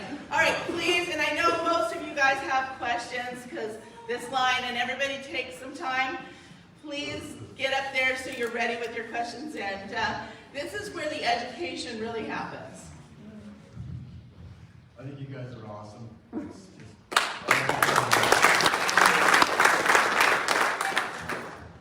I just want to say that we think you guys are awesome. In your own opinion, why aren't more doctors honoring their Hippocratic oath? Well, I think we're asking that same question ourselves. But we think that doctors, well, there's a couple different reasons. The doctors are just like you and me. And that, we're susceptible to the same forces, and we're also susceptible to propaganda. But it may have been the doctors, because they're leaders in the community and they're trusted, for they can read the research and they can tell you about it, that I think they were specifically targeted in this PSYOP. They were programmed from an early stage. I remember way back in medical school, this talk about vaccines being safe and effective. And we're going to have to revisit this vaccine safe and effective question, not just for this one, but actually for all the shots that our kids are getting. Because we have predatory criminals giving shots to our kids now. Why would we think that there would be anything different in the past? That's right. Just, we have to start, the light has to start going on, and we have to start really re-examining all the aspects of medicine that we've been following, because we've been duped. Yes, we have. And we need to change our ways to bring better medicine to people. But that's my thought, is that I think doctors were targeted specifically as a group which they knew they had to subdue. And in fact, back in December, there was a video which was done inadvertently at the World Health Organization, where they admitted that they were losing their soldiers on the front line, and those soldiers pushing the vaccine paradigm, those soldiers were the doctors, and that they were losing them. And that may be one of the reasons that they rolled out this, maybe a little prematurely, before they had us fully asleep. Just a thought. I think there are two reasons, just in answer to that question, and it's a really important question. I'll just repeat it in case anybody at the back didn't hear the question. Why are there so few doctors standing up for their Hippocratic oath, which is to do no harm?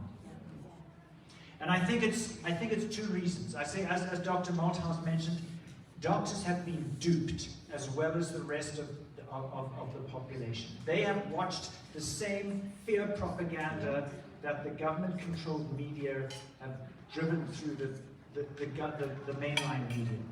And they have been victims to that just like everybody else.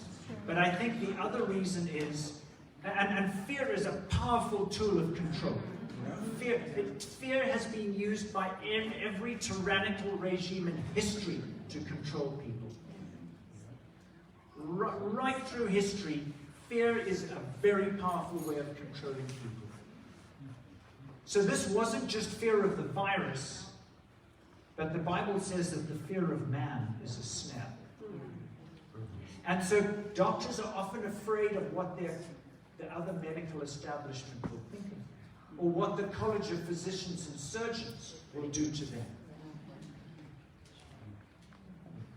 And so they react in fear, and they just keep silent.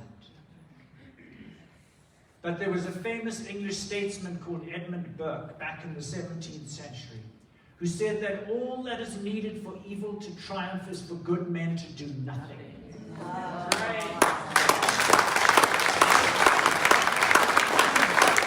So we dare not do nothing. That's right. Otherwise, you're not a good person.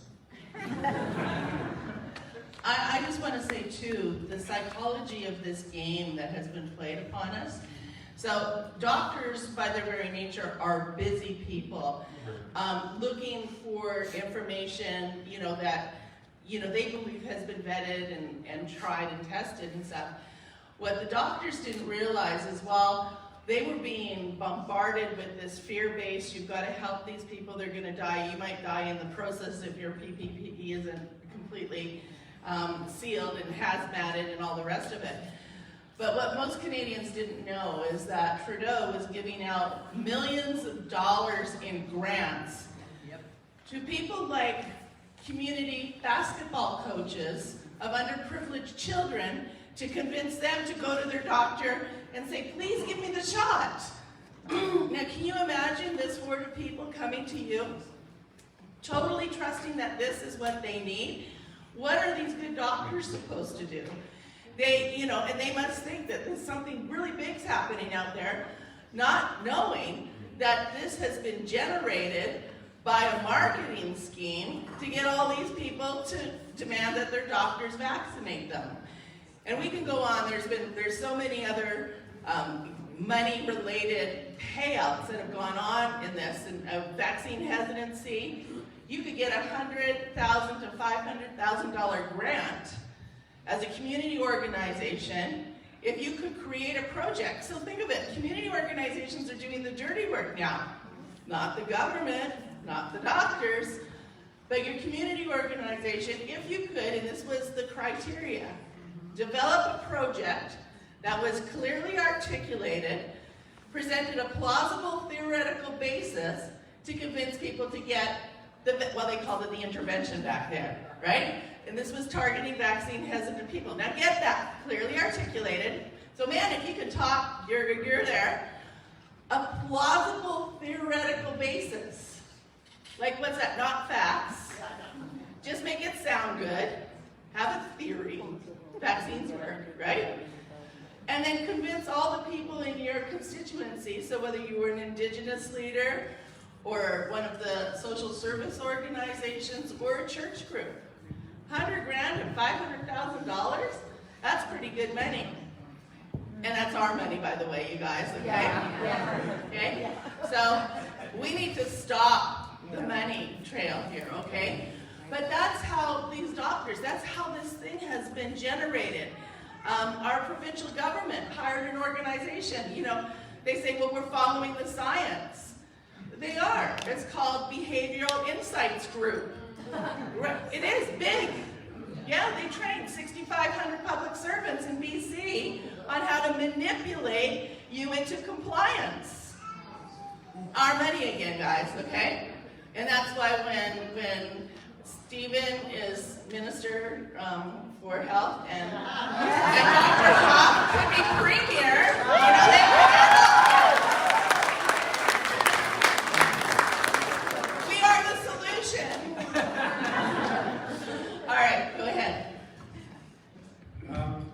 I have two questions, actually. The first one, I might be able to Google it, I don't know, but what would you guys recommend? How do we correctly dose ivermectin if we have source, a pure source of it, it's not mixed with anything or whatever, but we have some. So Just curious how you guys would recommend dosing that out. Yes, on the back of that brochure, the last panel, there is the Frontline FLCCC, or the Frontline Critical Care Consortium. And on there they have regimens for treating preventive, early, late, and long COVID. So that would be a good place to go for it. And we know that the dosage would be, let's say you were sick, it would probably be 0.4 to 0.6 milligrams per kilogram, based on body weight, once daily for 5 to 7 days. And if you were just trying to prevent it, it might be once a week. So it really varies depending on your body weight. And ivermectin is very safe. And so the only problem, and Dr. Hoff actually used horse ivermectin to treat his COVID, and he did it really very well. Oh yeah. I gave pharmaceutical ivermectin to my 89-year-old mother, and she cruised through COVID with no problem, but I used horse ivermectin just to test it out, and it's pretty good stuff. You might notice that he's eating a lot of hay. But otherwise, we can't find any side effects. And then the other question is, how concerned should we be about vaccine shedding? That's an excellent question, because I'm sure it's in everybody's mind. The term shedding could also be transmission, because we really don't know the mechanism. And I think that we have a couple of different theories. I think Dr. Hoff is going to talk to you about the spike shedding theory, and then I'll talk to you about the nanotechnology theory. How's that?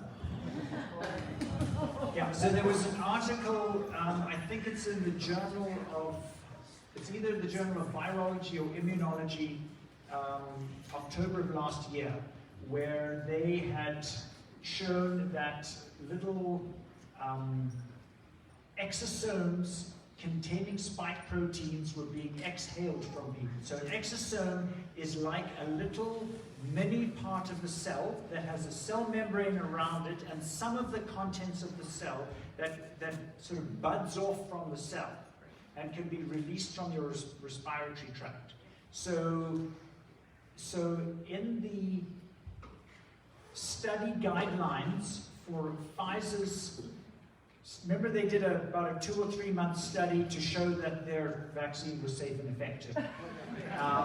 And in their study guidelines, and you can look it up, it's page 67 and 68, they mentioned that something is released from the skin and breath of vaccinated people that could affect pregnant or breastfeeding women. Yeah. They didn't call it shedding, and they didn't say what it was. They just said that pregnant or breastfeeding women who are in contact with vaxxed people needed to be monitored. So Pfizer was aware of it. And so the fact that this shedding seems to cause clotting and bleeding problems, amongst others, just makes other people feel sick, but specifically clotting, nosebleeds, really abnormal menstrual bleeding, postmenopausal women that start bleeding again, pregnant women that have miscarried, it causes bleeding and clotting problems. So it is most likely the spikes in those little exosomes. But Dr. Malthouse is going to talk about more sinister things. I have a more suspicious and paranoid mind.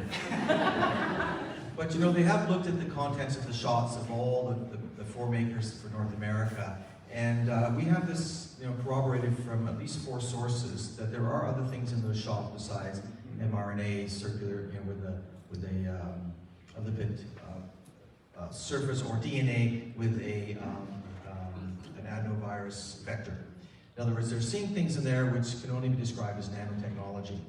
Now, what that nanotechnology is, we don't know. It just has very strange appearances, and it can be threads, it can be little cube-type shaped things which look like almost printed circuits on it. It can be things which look like protozoa that we've never seen before, which one Polish study looked at that and found it was carbon and aluminum based, and there are no carbon and aluminum based organisms on the planet. So it could be something that came out of a lab. We don't know if it's in every shot, because some seem to be saline. This Polish researcher, he looked at 5 vials, and he found that 2 were saline and 3 contained these abnormal or unusual things. You've probably also heard of graphene oxide, which has been confirmed to be in all the vials, all the different makers. But again, not in all the vials, but in all the makers' material, graphene oxide it's used, first of all, it's very thin. It's only one atom thick, so it's very sharp. So it could be that people who have that could have bruising, cutting from that. And that's why, at least out of England, some of the doctors recommend if you have a headache from the shot, don't go get an MRI because it's a magnet. And if you have magnetic material, it could be causing microshrapnel moving. So that's another issue. I mean, it is kind of frightening, isn't it? And we're not even at the bottom of it.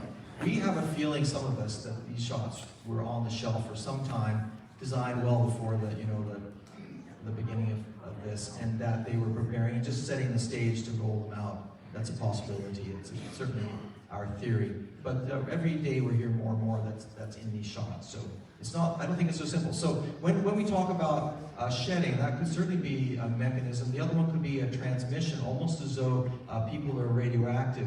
Not quite radioactive, but they're transmitting something that someone else who has sort of the receptive antenna, let's say, in them from maybe chronic poisoning in water, because they found graphene oxide in bottled water, right? In at least 2 different makes. Which ones?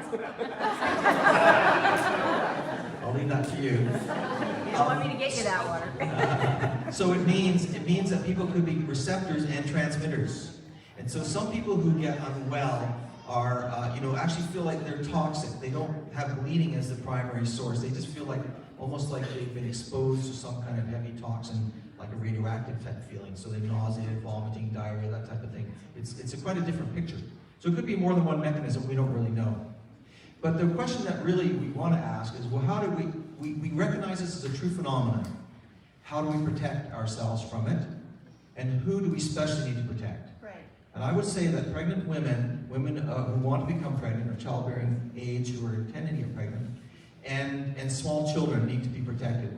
We don't know how long that protection needs to be in place. It could be months, we don't know, because spike proteins have been seen at least 29 days out in circulation. And I think we have one evidence that it's actually, 18 months or something?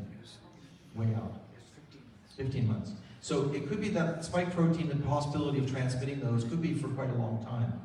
The other one is it may be that if you're getting boosters and so on, you're constantly replenishing the possibility of being a transmitter or a spike protein excreter.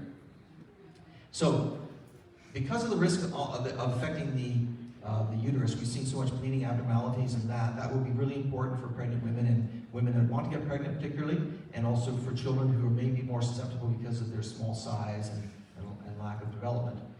The other thing, but what about the rest of us? That's a tricky one, right?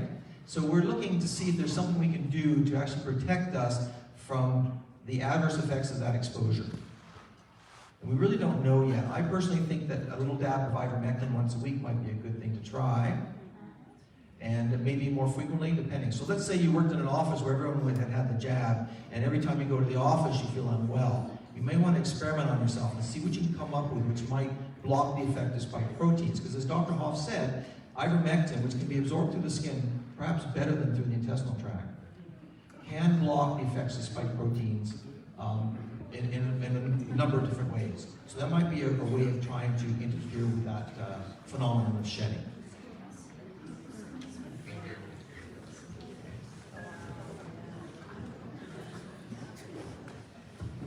Hello.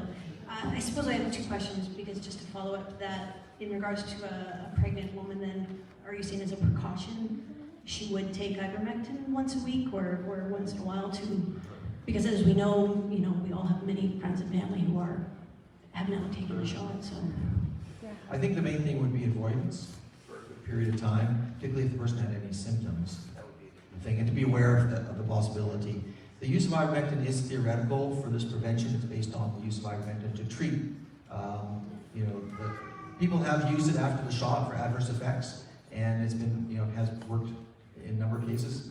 And so I think that's a possibility. If it interferes with the shot itself, it might interfere with the production of things that come from the shot, the spike proteins. It is safe during pregnancy. Okay, thank you. My second question is, as we know, the virus has been circulating for a couple of years now, and many of us, thank you, many of us have had colds and flus during that time, but we have not participated in the testing. If we would like to know if we do have natural immunity at this point, is there a test we can request from our doctor?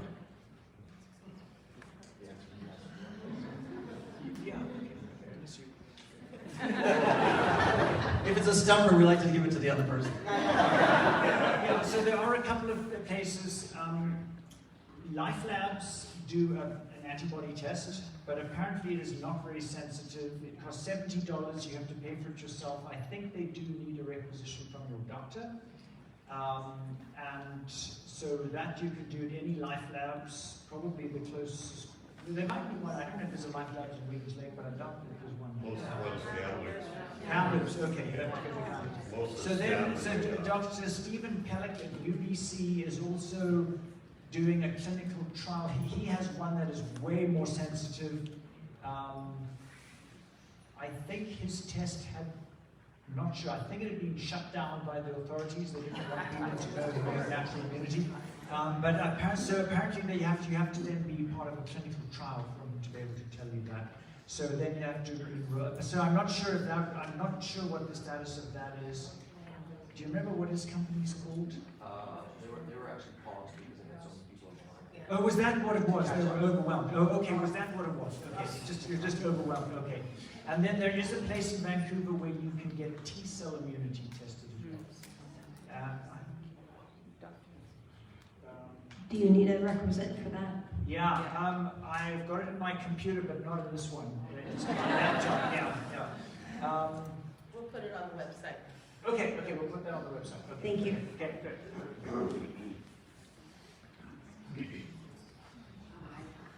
Thank you so much. I have a couple of questions too. Again, just to follow up on the women who are pregnant. I was just thinking as the questions were being asked, and you had said earlier, if you had COVID and then you get the shot, it's really dangerous. So what about somebody who's pregnant, who's had COVID, and they get shedding? Is that anything to be concerned about, shedding from the shot? Yeah, that's a very good question, but it's getting complicated because now we have, sort of a scenario. But again, the pregnant woman, avoidance would be the best thing. And then prevention, how do you know? Well, because you're going around people that have basically they've had the shot. So you may want to inquire, if, let's say your parents go out and get the shot, you may say, look, I'm not going to hang around with you for a month or something like that because I'm pregnant, I have concerns. So that may be one thing. The other one is, you've got this thing of her having protection already, but we're not talking about natural protection. We're talking, which means that the person could still be susceptible to getting spike proteins, which are toxic in themselves. Essentially, it's not though their immune system may take care of it more. They may see it as a foreign invasion and be more on guard for it as possible. But the other question, because you've got so many questions there, the other one is about antibody-dependent enhancement. In other words, does it make the person have a worse reaction now that they're exposed a second time from the shedding? So now we're going more complicated, and that's a possibility. I don't think we really know the answer to that one, and it is possible. But I think just a common sense as best you can here. We don't know the answers, so just using common sense and err on the side of safety. So if you can't see your parents for a couple of weeks, that's maybe the best thing if you're protecting your baby. Thank you. And the other thing is we have, dear loved ones who've had the shot. Is there anything that you can suggest that can, we've read certain things online, is supplements you can take and this can help, and help in what way, and what would those possible recommendations be? That's a very good question. Also, it's a lengthy answer, and that's why we recommend you perhaps go to some of the websites and see what's available there. I think each one has a post-COVID shot. For example, the World Council for Health, the web address is on the web address. The Freudian slip. The web address is on the back of that brochure with the child on the front. The one that's got the only one sticking the tongue out. Okay, so that would be a good way to get those answers because there's so many ways of treating it. I think it's, but I would like to. I'm going to pass Dr. Hoff in a second because he thinks some things really stand out important. But for me, I'd like to just add that many of those lists do not contain turning off your Wi-Fi, not wearing headphones or earbuds, right? Which put electrical current across your brain. And if that's the case, then you may have, if you have magnetic material, it'll have a tendency to go there. Okay? So just keep that in mind, that's not listed. Turn off your Wi-Fi as much as you can. Don't have your head at the bed, next to your smart meter. All those good things, as EMF may play a role, particularly with nanotechnology. Thank you. I just want to, just not related to that, I just want to tell you about a question that I was asked yesterday, literally in the parking lot as we were leaving Riverside Chapel. Somebody came to me and said, what would you say to somebody who's about to go and get their shot? What is the most important thing that you could tell somebody in order to try and keep them safe and maybe persuade them not to get it? I think that's a really good question. Yep. Because we all know of people who are lining up for their next shot. We now know that these COVID shots are obsolete. They were designed for a virus that doesn't exist anymore. Yeah. This virus has mutated and changed so much that these shots no longer work. Which is why we've got all these people double or triple vaxxed that are getting COVID. They don't work. So, Delta, the shots gave you approximately 25 against Omicron, reason for anybody to get another shot. How do we back up that information? Are the studies available online? Yes. UK data? Yeah. Actually, we're looking at UK data, United Kingdom, and people who have got the boosters, they're showing they have a negative effectiveness in protecting yourself against Omicron, up to negative 75. They're not reported, and that's another thing.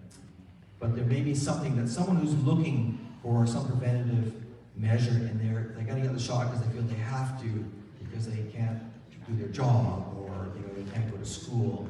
Then maybe something like that, or maybe getting them on ivermectin for a week before they go, and a week afterwards if they're worried about adverse effects. And then maybe just treat them like you would treat someone who had the COVID shot and had side effects. In other words, pull out the regimens you've learned for treating post-COVID COVID shot injury and get them started on a regimen like that before they go for it. And make sure they ask the nurse to retract the plunger before injecting it to make sure it's not in a blood vessel. All right, that's very important because a lot of times we were told as doctors for intramuscular shots, like in the shoulder, you don't need to retract the plunger to see if it's in a blood vessel. And there is evidence that the ones that are injected into the blood circulate faster and can cause immediate problems such as anaphylaxis and so forth.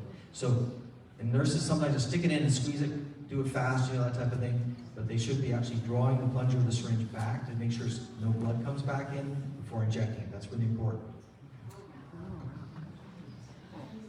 I just want to thank you so much for what you're doing, and it takes a lot of courage. So thank you.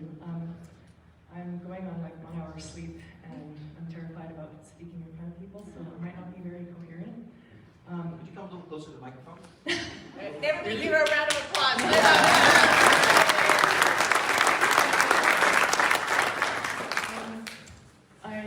My question is, I'm working on a campaign to try to stop the vaccine passport and mandatory vax. I'm working with a group called Take Action Canada. And I'm having a hard time finding vaccine injured testimonials. I'm looking to try to create an information package that will go out to as many MPs and MPPs as I can. And it also involves trying to write a bill that would go out to the same members of parliament, asking them whether they would consider sponsoring this bill. And I'm wondering whether doctors have some ethical consideration that would prevent them from passing on the names and contact information of people who'd be willing to testify. It'd be kind of like a DVD deputation to MPs is what I'm looking at trying to do. And so I'm kind of soliciting testimonials, and I'm also wondering whether you would know of any people who would be willing to do such a thing, and whether there's something that would get in the way of allowing other doctors to maybe come forward with some things. Yeah, so So you're right. So doctors are not allowed to disclose private health care information about their patients at all. Even with their consent. With their consent, you could. But what it might be worth doing is literally perhaps putting it out on social media that you are looking for vaccine-injured people who will give a testimonial for this purpose. I can't even get a Facebook account. Like, Oh, can't you? I'm so bad.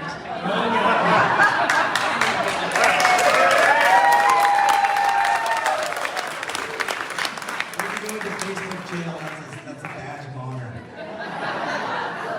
But you know, I know Dee Dee, someone has already put something out from Take Action Canada. I saw it in my email list just the other day, asking for people and doctors as well. They do have a webpage soliciting vaccine injury testimonials, but Yeah. it's not really, it doesn't seem to be generating much. Is that right? Huh? Yeah. Okay.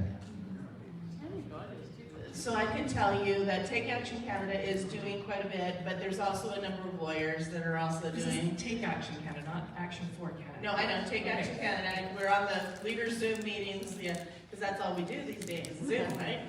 Like, as COVID, thank God for COVID, everybody knows how to Zoom now, right? You don't have to tell people how to unmute or anything. No, they don't.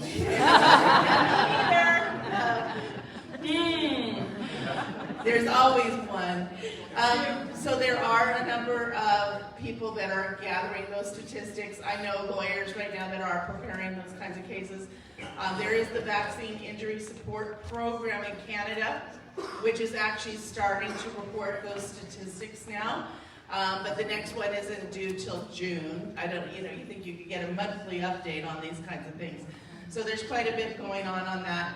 And I can tell you personally that there will be some pretty horrific stories coming out in the very near future on that front, right? We had to, this is the problem. It's like, suing the Ministry of Children and Families for abuse of, a wrongful apprehension, and it's abusive, but until your child has the drug addiction problem and all the other, harms that flow from that, you can't sue anybody. So in this case, we have to actually wait for the damage, for the provable damage on those fronts before we can start anything. So, but I do know there's lots of stuff going on there. And as far as presenting bills and those kinds of things, I'm going to save you a little bit of time and heartache on that. These MPs have taken such a solid position. It's going to take a miracle. A big one, on that front. So put energy into where we can make the differences, right? And that's where we need to really put our focus on. So I just want to say, some of the information, these questions, go to frontlinecanada.ca. Doctors on Tour, you can get this information. We really appreciate any donations and sponsorship from businesses and support so we can make this tour happen and keep it going. Because after we finish going up to Terrace and Smithers and Prince George and we're home for a bit, and then the Kootenays are demanding that we come, right? And, our dedication in the midwinter, I don't want that to go unnoticed, you guys, all right?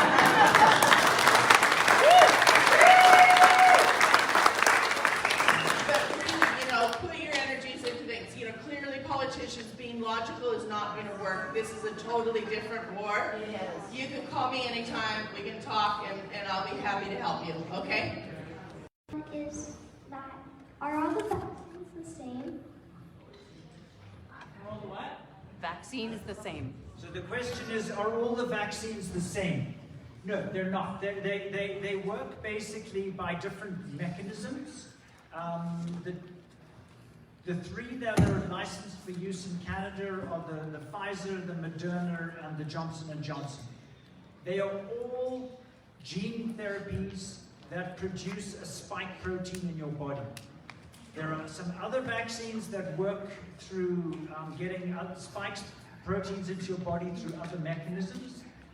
The most, apart from the graphene oxide and all these other strange things that Dr. Malthouse has told you that are in these shots, the most toxic thing is the spike protein. And all of these vaccines generate a spike protein in one way or another.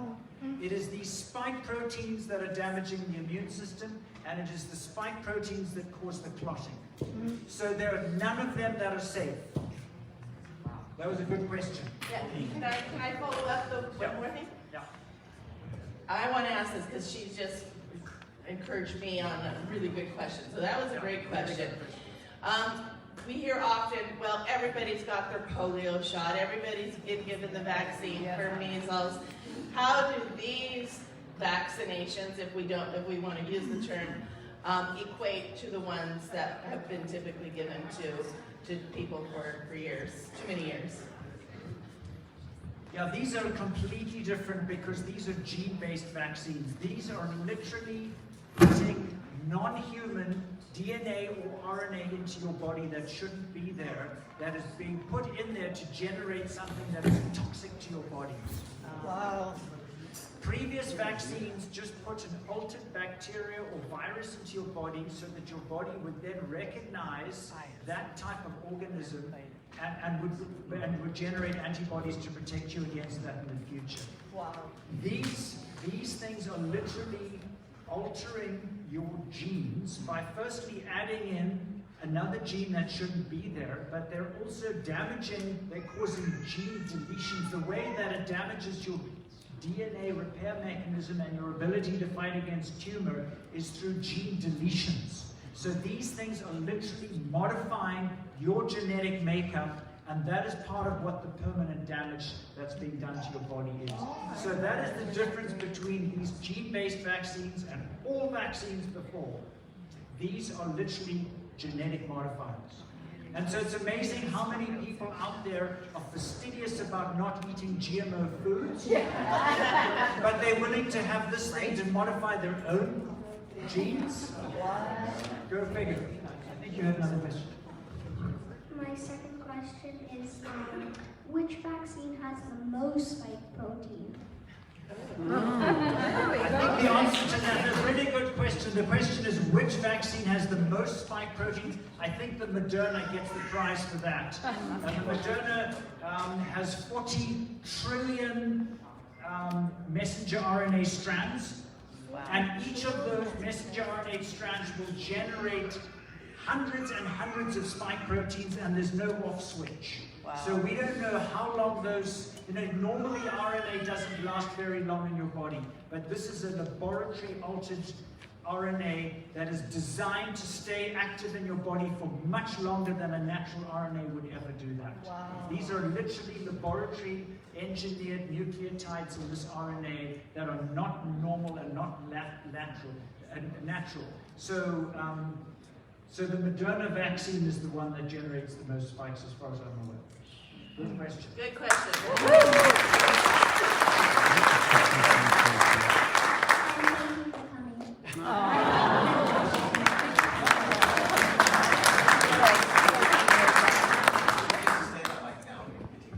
Yeah.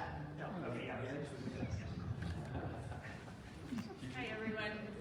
I wrote my question out because it's kind of a long one with a little bit of background.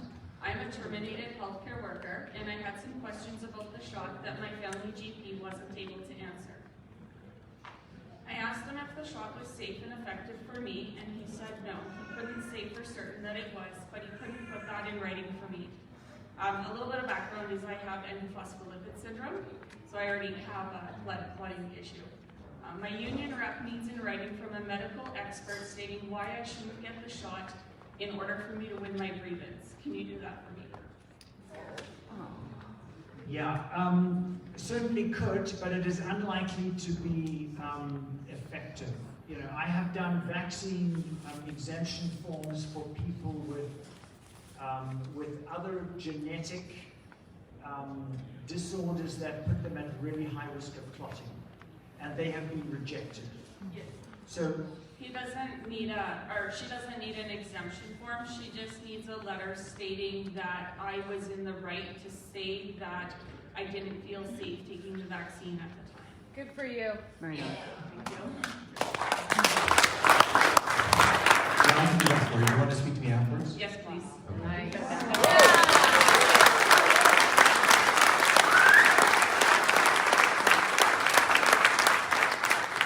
Have we seen you before? You've seen me. I'm the shy one.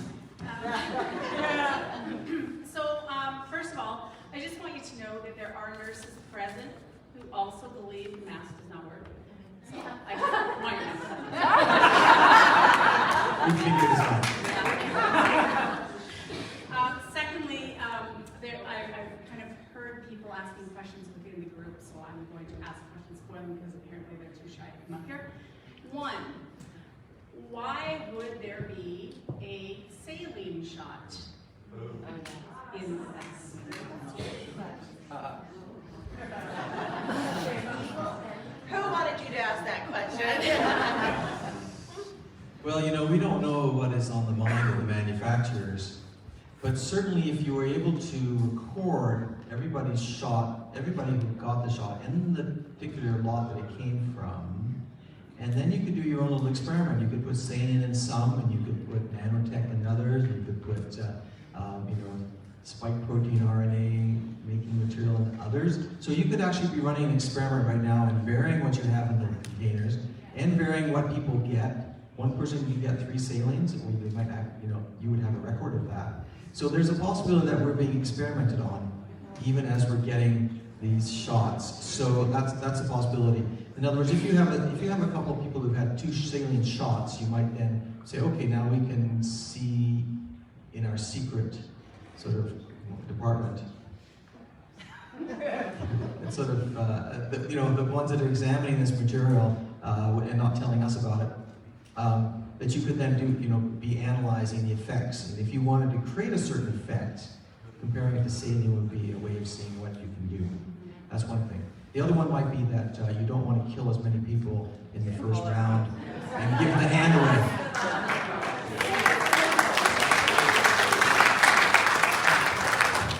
I think it's possibly just to give people confidence that this is fine. And so that if somebody has, you know, if somebody has a bad reaction and they speak to their friend and they say, well, mine was fine, I never even had a sore arm, so it must be obviously something wrong with you, because it's not fine. And so I think as I say, I agree with Dr. Malthouse, but I think it could be just to give people confidence. And I agree with you, for sure. Yes, absolutely. I think if we were really Machiavellian, we would do it that way. Right? And let's just hope that they have a lot of saline in the kids' shots. Yeah. Because if they kill kids, they better watch out. There well, we are. I'm certain that this event has enlightened a lot of people and given them a lot of really good information to take home and to share with people who are contemplating or whatnot about the shots. So I do want to say thank you so much for everything that you guys have presented tonight. Also, there's a group of healthcare workers in the room, and those healthcare workers in the room would like to be able to still help their community. So what those healthcare workers would like to know is, what would you like those healthcare workers to do and to educate the community on?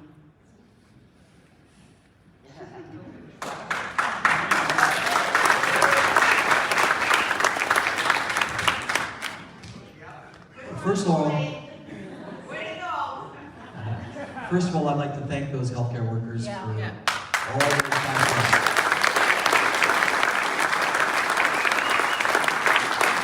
Thanks for coming tonight, because you know the pressure on people who work in healthcare to go along with it is very, very, very strong.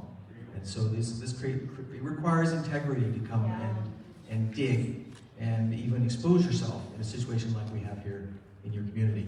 So I think that's really good. Now, the other question is, what would we recommend? That's a tough one, you know, and how to spread it through your community. I think spreading through example is always the first thing. It's like a parent with children. What you tell them is not so important, it's what you model to them, and they will imitate you, even though they may not imitate you right away.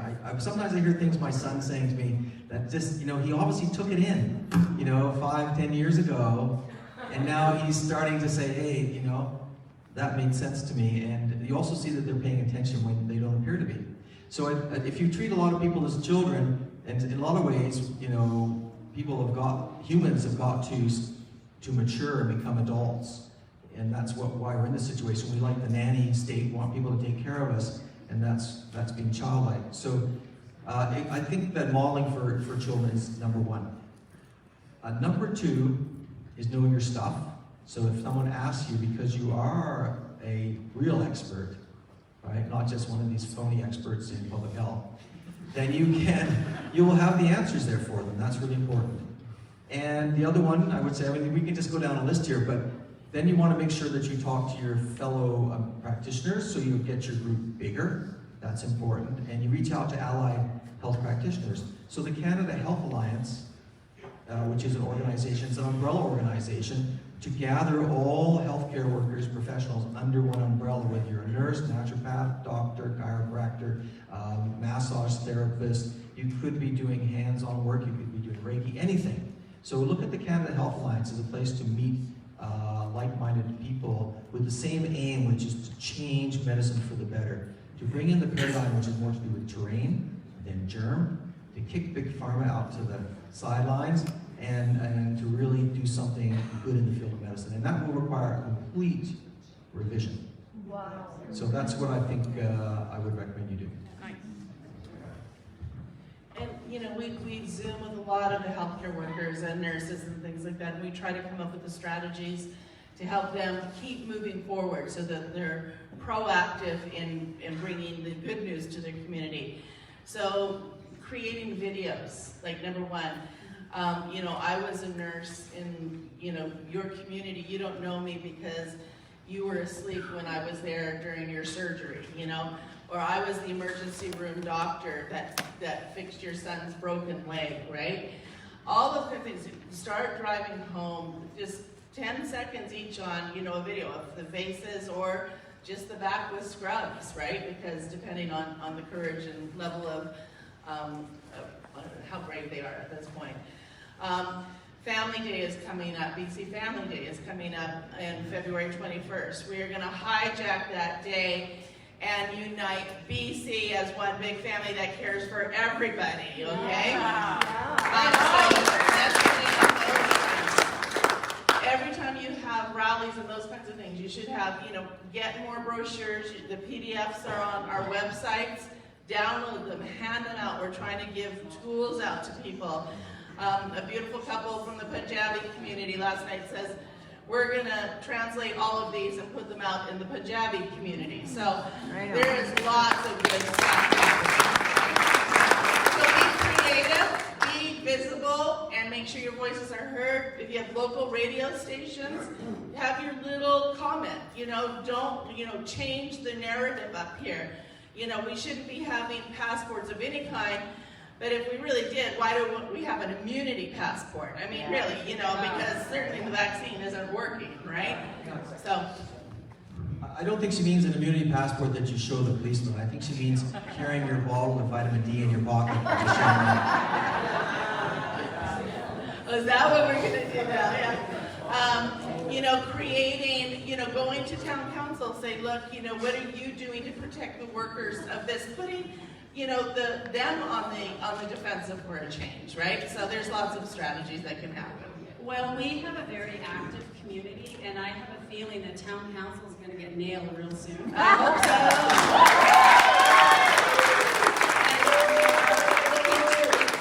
Some new leaders with a great vision. And also another question that was asked of me to ask is, are you doctors taking patients? They're too busy touring. Yeah. No, so the answer for me is no. I'm completely overwhelmed. I'm still trying to look after my patients that I had before, but since trying to educate people about this, I have so many people that reach out to me with vaccine injuries and who have COVID and who can't get any help from other doctors because their doctors don't know what to do. So unfortunately, I can't, but maybe Dr. Malthouse can. You know, both of us, our heart is in clinical medicine and seeing people in the office, but it just seems impossible for us at this time because of other commitments. We're connecting, you know, around the world with doctors and scientists like 3-4 times a week across Canada, you know, 3 times a week, that type of thing, and we're fielding lots of inquiries and keeping up with the data and talking to our own doctors and so on. We're kind of working full out. don't really take a break. We work 7 days a week pretty much. So I'm sorry that for those people that need a doctor, we can't. But we're going to train up some doctors for you.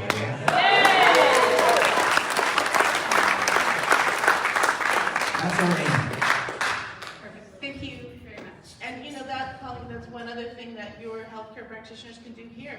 You know, if we bring other doctors, if you bring us names of people who are looking for, you know, a good doctor in this area, you know, we have a growing number of doctors that are coming along going, okay, there's something really wrong here, we're switching our tune, maybe we can help pair those kinds of clients to doctors, you know, okay? Yeah. All right. Because we have some very excellent doctors in our community. We have some that are just way more awake than others. Yes. And I think there's a lot of distrust, unfortunately. So, okay, and everybody, a big round of applause for Colleen and Yeah.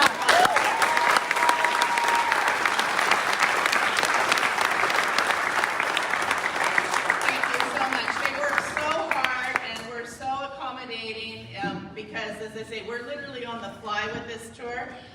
So deep thanks and appreciation for all your good work. I'm very persistent. Yeah, she is. Yeah. Just go along the first time she asks, okay? Thank you guys for showing up tonight, and it's been encouraging to see everybody here tonight.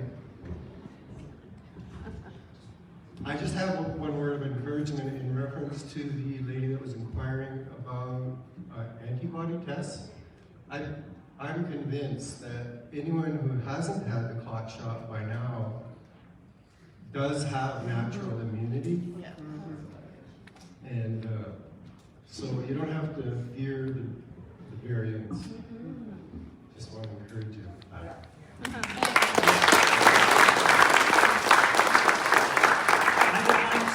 To answer that, that is a really, really good comment. That study that I told you about that was done at Duke University that showed that people that were immune to the first SARS virus were still immune to it and that it was broad enough to cover every variant. They also, after finding out whether they still had T-cell immunity after 18 years and found they did, and then found that they would also be immune to COVID, they then looked at T-cell immunity in the general population in Singapore and found that 50% of, and they were looking at people who had not had COVID. This was about 18 months ago, and they found that 50% of the people who had not had COVID were immune to it, from cross-immunity from the other coronaviruses. So what that gentleman said is absolutely correct. Now that so many people have had COVID, the majority of people will have natural immunity to it. And that is probably why people are getting less and less sick from it. It's the natural immunity. We've often said that part of our job is to change the narrative. So anybody you know who has Omicron or COVID, say congratulations, you're immune. I mean, you know, we really do have the ability to change this whole fear thing, okay? Because we've all been COVID, right? Normal reaction. Congratulations, well done, lucky you, right? And we're getting those little things will make a huge difference in your community. Just one other quick comment on natural immunity. Natural immunity doesn't mean that you would get no symptoms when you get it. Have you ever had a cold or a flu where you feel this thing coming on, but in 48 hours it's totally gone and you're fine? And then other times you feel exactly the same thing coming on and it lays you low for 10 days. That's the difference between being immune to it, where literally it hit you and your body just fended it off, than having to slog through it for 10 days. So that's why these people that have had Delta, 40% that could still get Omicron, but get a very, very mild, and basically just get a natural boost to their natural immunity. Natural immunity is a wonderful protection of your God-given immune system that will make you resilient, but doesn't necessarily mean that you'll have no symptoms at all. It may just be a brief, mild thing which just boosts what you already have. Okay, and then you're gonna be the last question, okay, because I am looking at the clock. Yes. No, it's not. I just survived my first week not working, and it was very tough. But thank you. This week confirmed that I feel I did the right decision, but that doesn't make it easier. So when you guys say certain things, then I feel like, but I still can't go to work, you know, and I love working. So my question is, we talked about the 3 approved, whatever, vaccines, chairs, but I heard about Novavax, and I heard that it is a protein-based vaccine. What do I know what it really is? I tried to find out the ingredients, which so many places say not really clear yet because it's not out, but they are. In South Korea it's approved and so on. So my question is, have you heard anything about it? And would it really be safe? I don't use anymore. But would it be something we could consider? Because I'm in the lucky position to be 62 soon. But there are young people at my work. They have no other possibilities. They need an income. I mean, I look at young people here. They can't just not go to work. So is there hope for another vaccine? So the protein-based vaccines will give you less spike proteins. It's basically less poison. But it's still poison. And so my advice is basically this virus seems to be fading out. Each variant is less dangerous than the one before. So if there's any way you can hang in there and just wait this out, I think because it is just not worth gambling your body and your health. You only get one body. And once it is ruined, that's it. And so I just, obviously if the bank is going to repossess your house and you know you've got absolutely no choice, then maybe you can pre-med your body with a whole bunch of things to try and protect yourself. And I know friends like that who have got children to feed and who literally had to. And they literally did a lot of research and they pre-medicated themselves with a whole ton of things to try and minimize the damage, and went and just prayed like crazy and went and did it.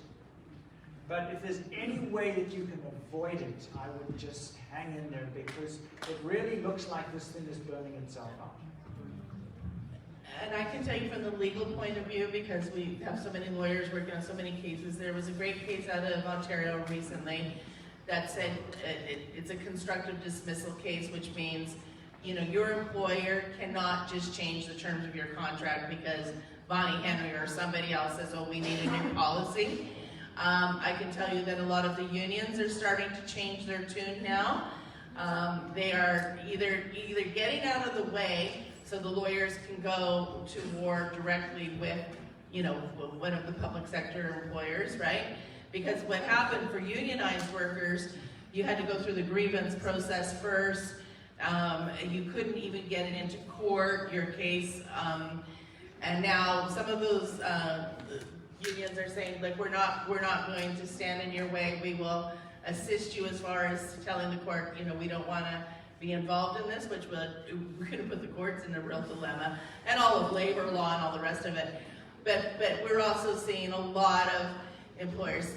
We're at this pivot point right now where you're going to see a lot of things come. So stand strong. You know, I remember one time going to the island. We were really busy, and I just needed a few days off, and my mom picked me up at the ferry. And we were going down the road, and there's this guy running after a bus. And the island highway's quite a few lanes in Nanaimo there.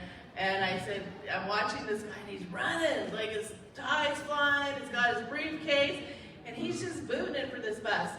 And of course, the light changes and the bus goes. He's still running. And I yell at him across 2 lanes of traffic. I say, "Are you trying to get that bus?" And he goes, "Yeah." I said, "Well, come on in," right? My mom's don't carry, you know, like. He gets in the car, and I'll give you the quick version of this. But this guy never took his eyes off that bus, okay? As we move, we're trying to figure out all ways to get him to Courtney, you know, well, when's the next bus? No, I'm getting that bus. I am getting that bus. You know, we hit another light, you know, where he goes, and then we finally get to the big intersection, and then I'm up, and, you know, sure enough, the bus is right at the front, then there's 2 big trucks. He literally flies out of the van.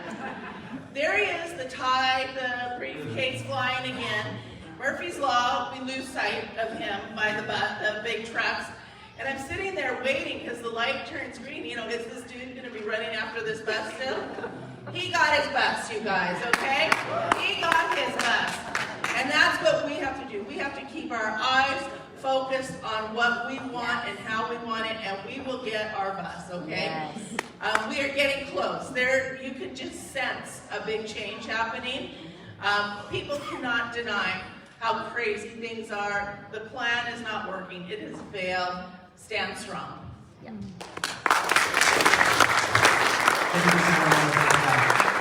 What we've seen is behavior that we see in predators. That's what Big Pharma is doing to us, and what our government is doing to us, and what our public health is doing to us. So we'd have to ask ourselves, would you take any injection from these people? No, they're telling you they're going to come up with a new vaccine which is safer, don't worry about it, that way you won't take those really bad ones we gave you before, so we'll bring this other one to the market. So you must have to see that this is a bit of a shell game. And that's what they've been doing all along, you know, flipping them, moving them around, so people keep confused, which one's better, which one's worse, that type of thing. So I would say until we've smoked all these people out, by that I mean bring them out from behind the curtain and dealt with them, that I would not take a pharmaceutical injectable product from anybody.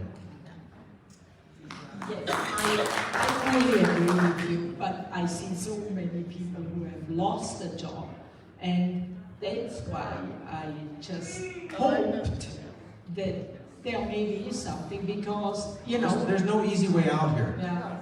Yeah. You cannot draw a dotted line in the sand. Yeah. And then I want to just quickly mention ivermectin, right? I mean, it really does help.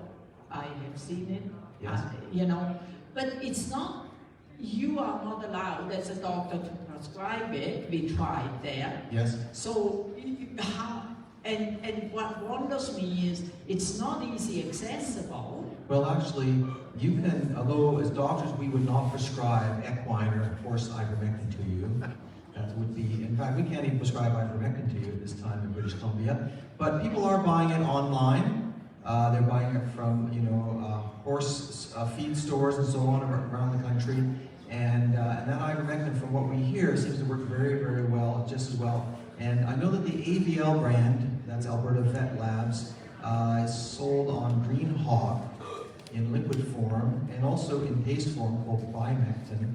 And it seems to work just fine from what people tell me. It tastes like apple. There you go.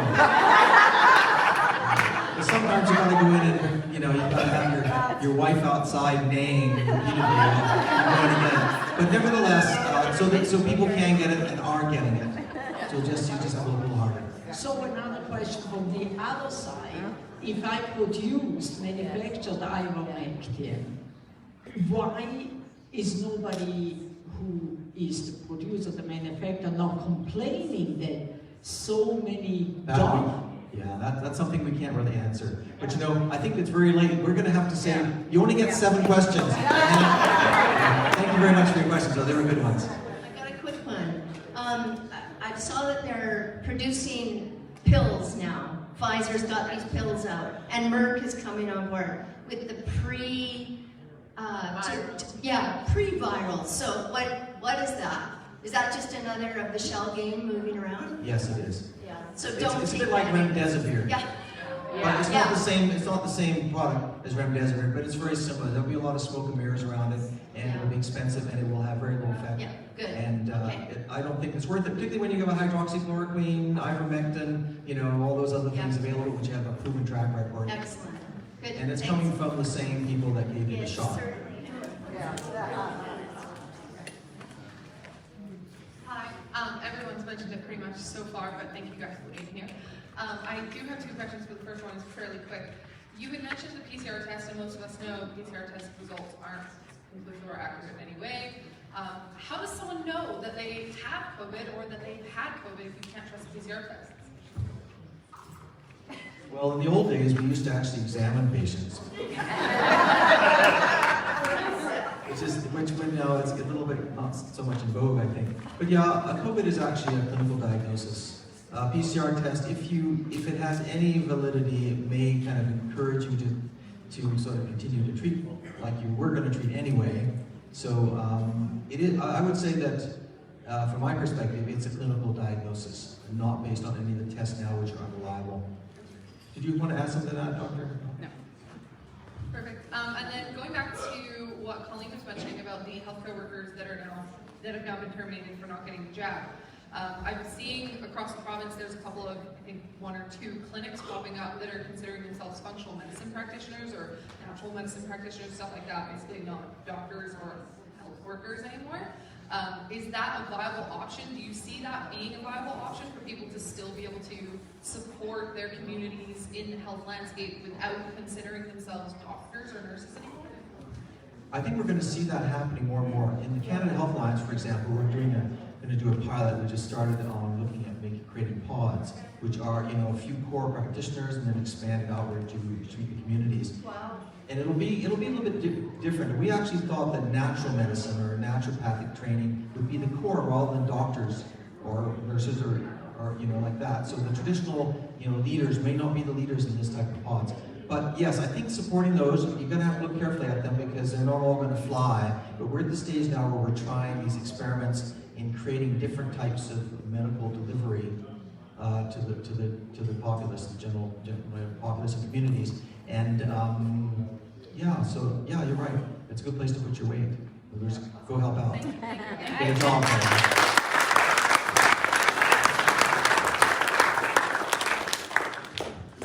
All right, we did it. All right. So the doctors will be here. I'm going to give them 15 minutes. You can get your picture taken with them, all right?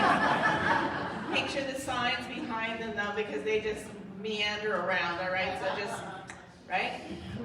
Thank you so much for coming out and the warm welcome to this beautiful community. Thank you for your strong stand, your courage, and your leadership.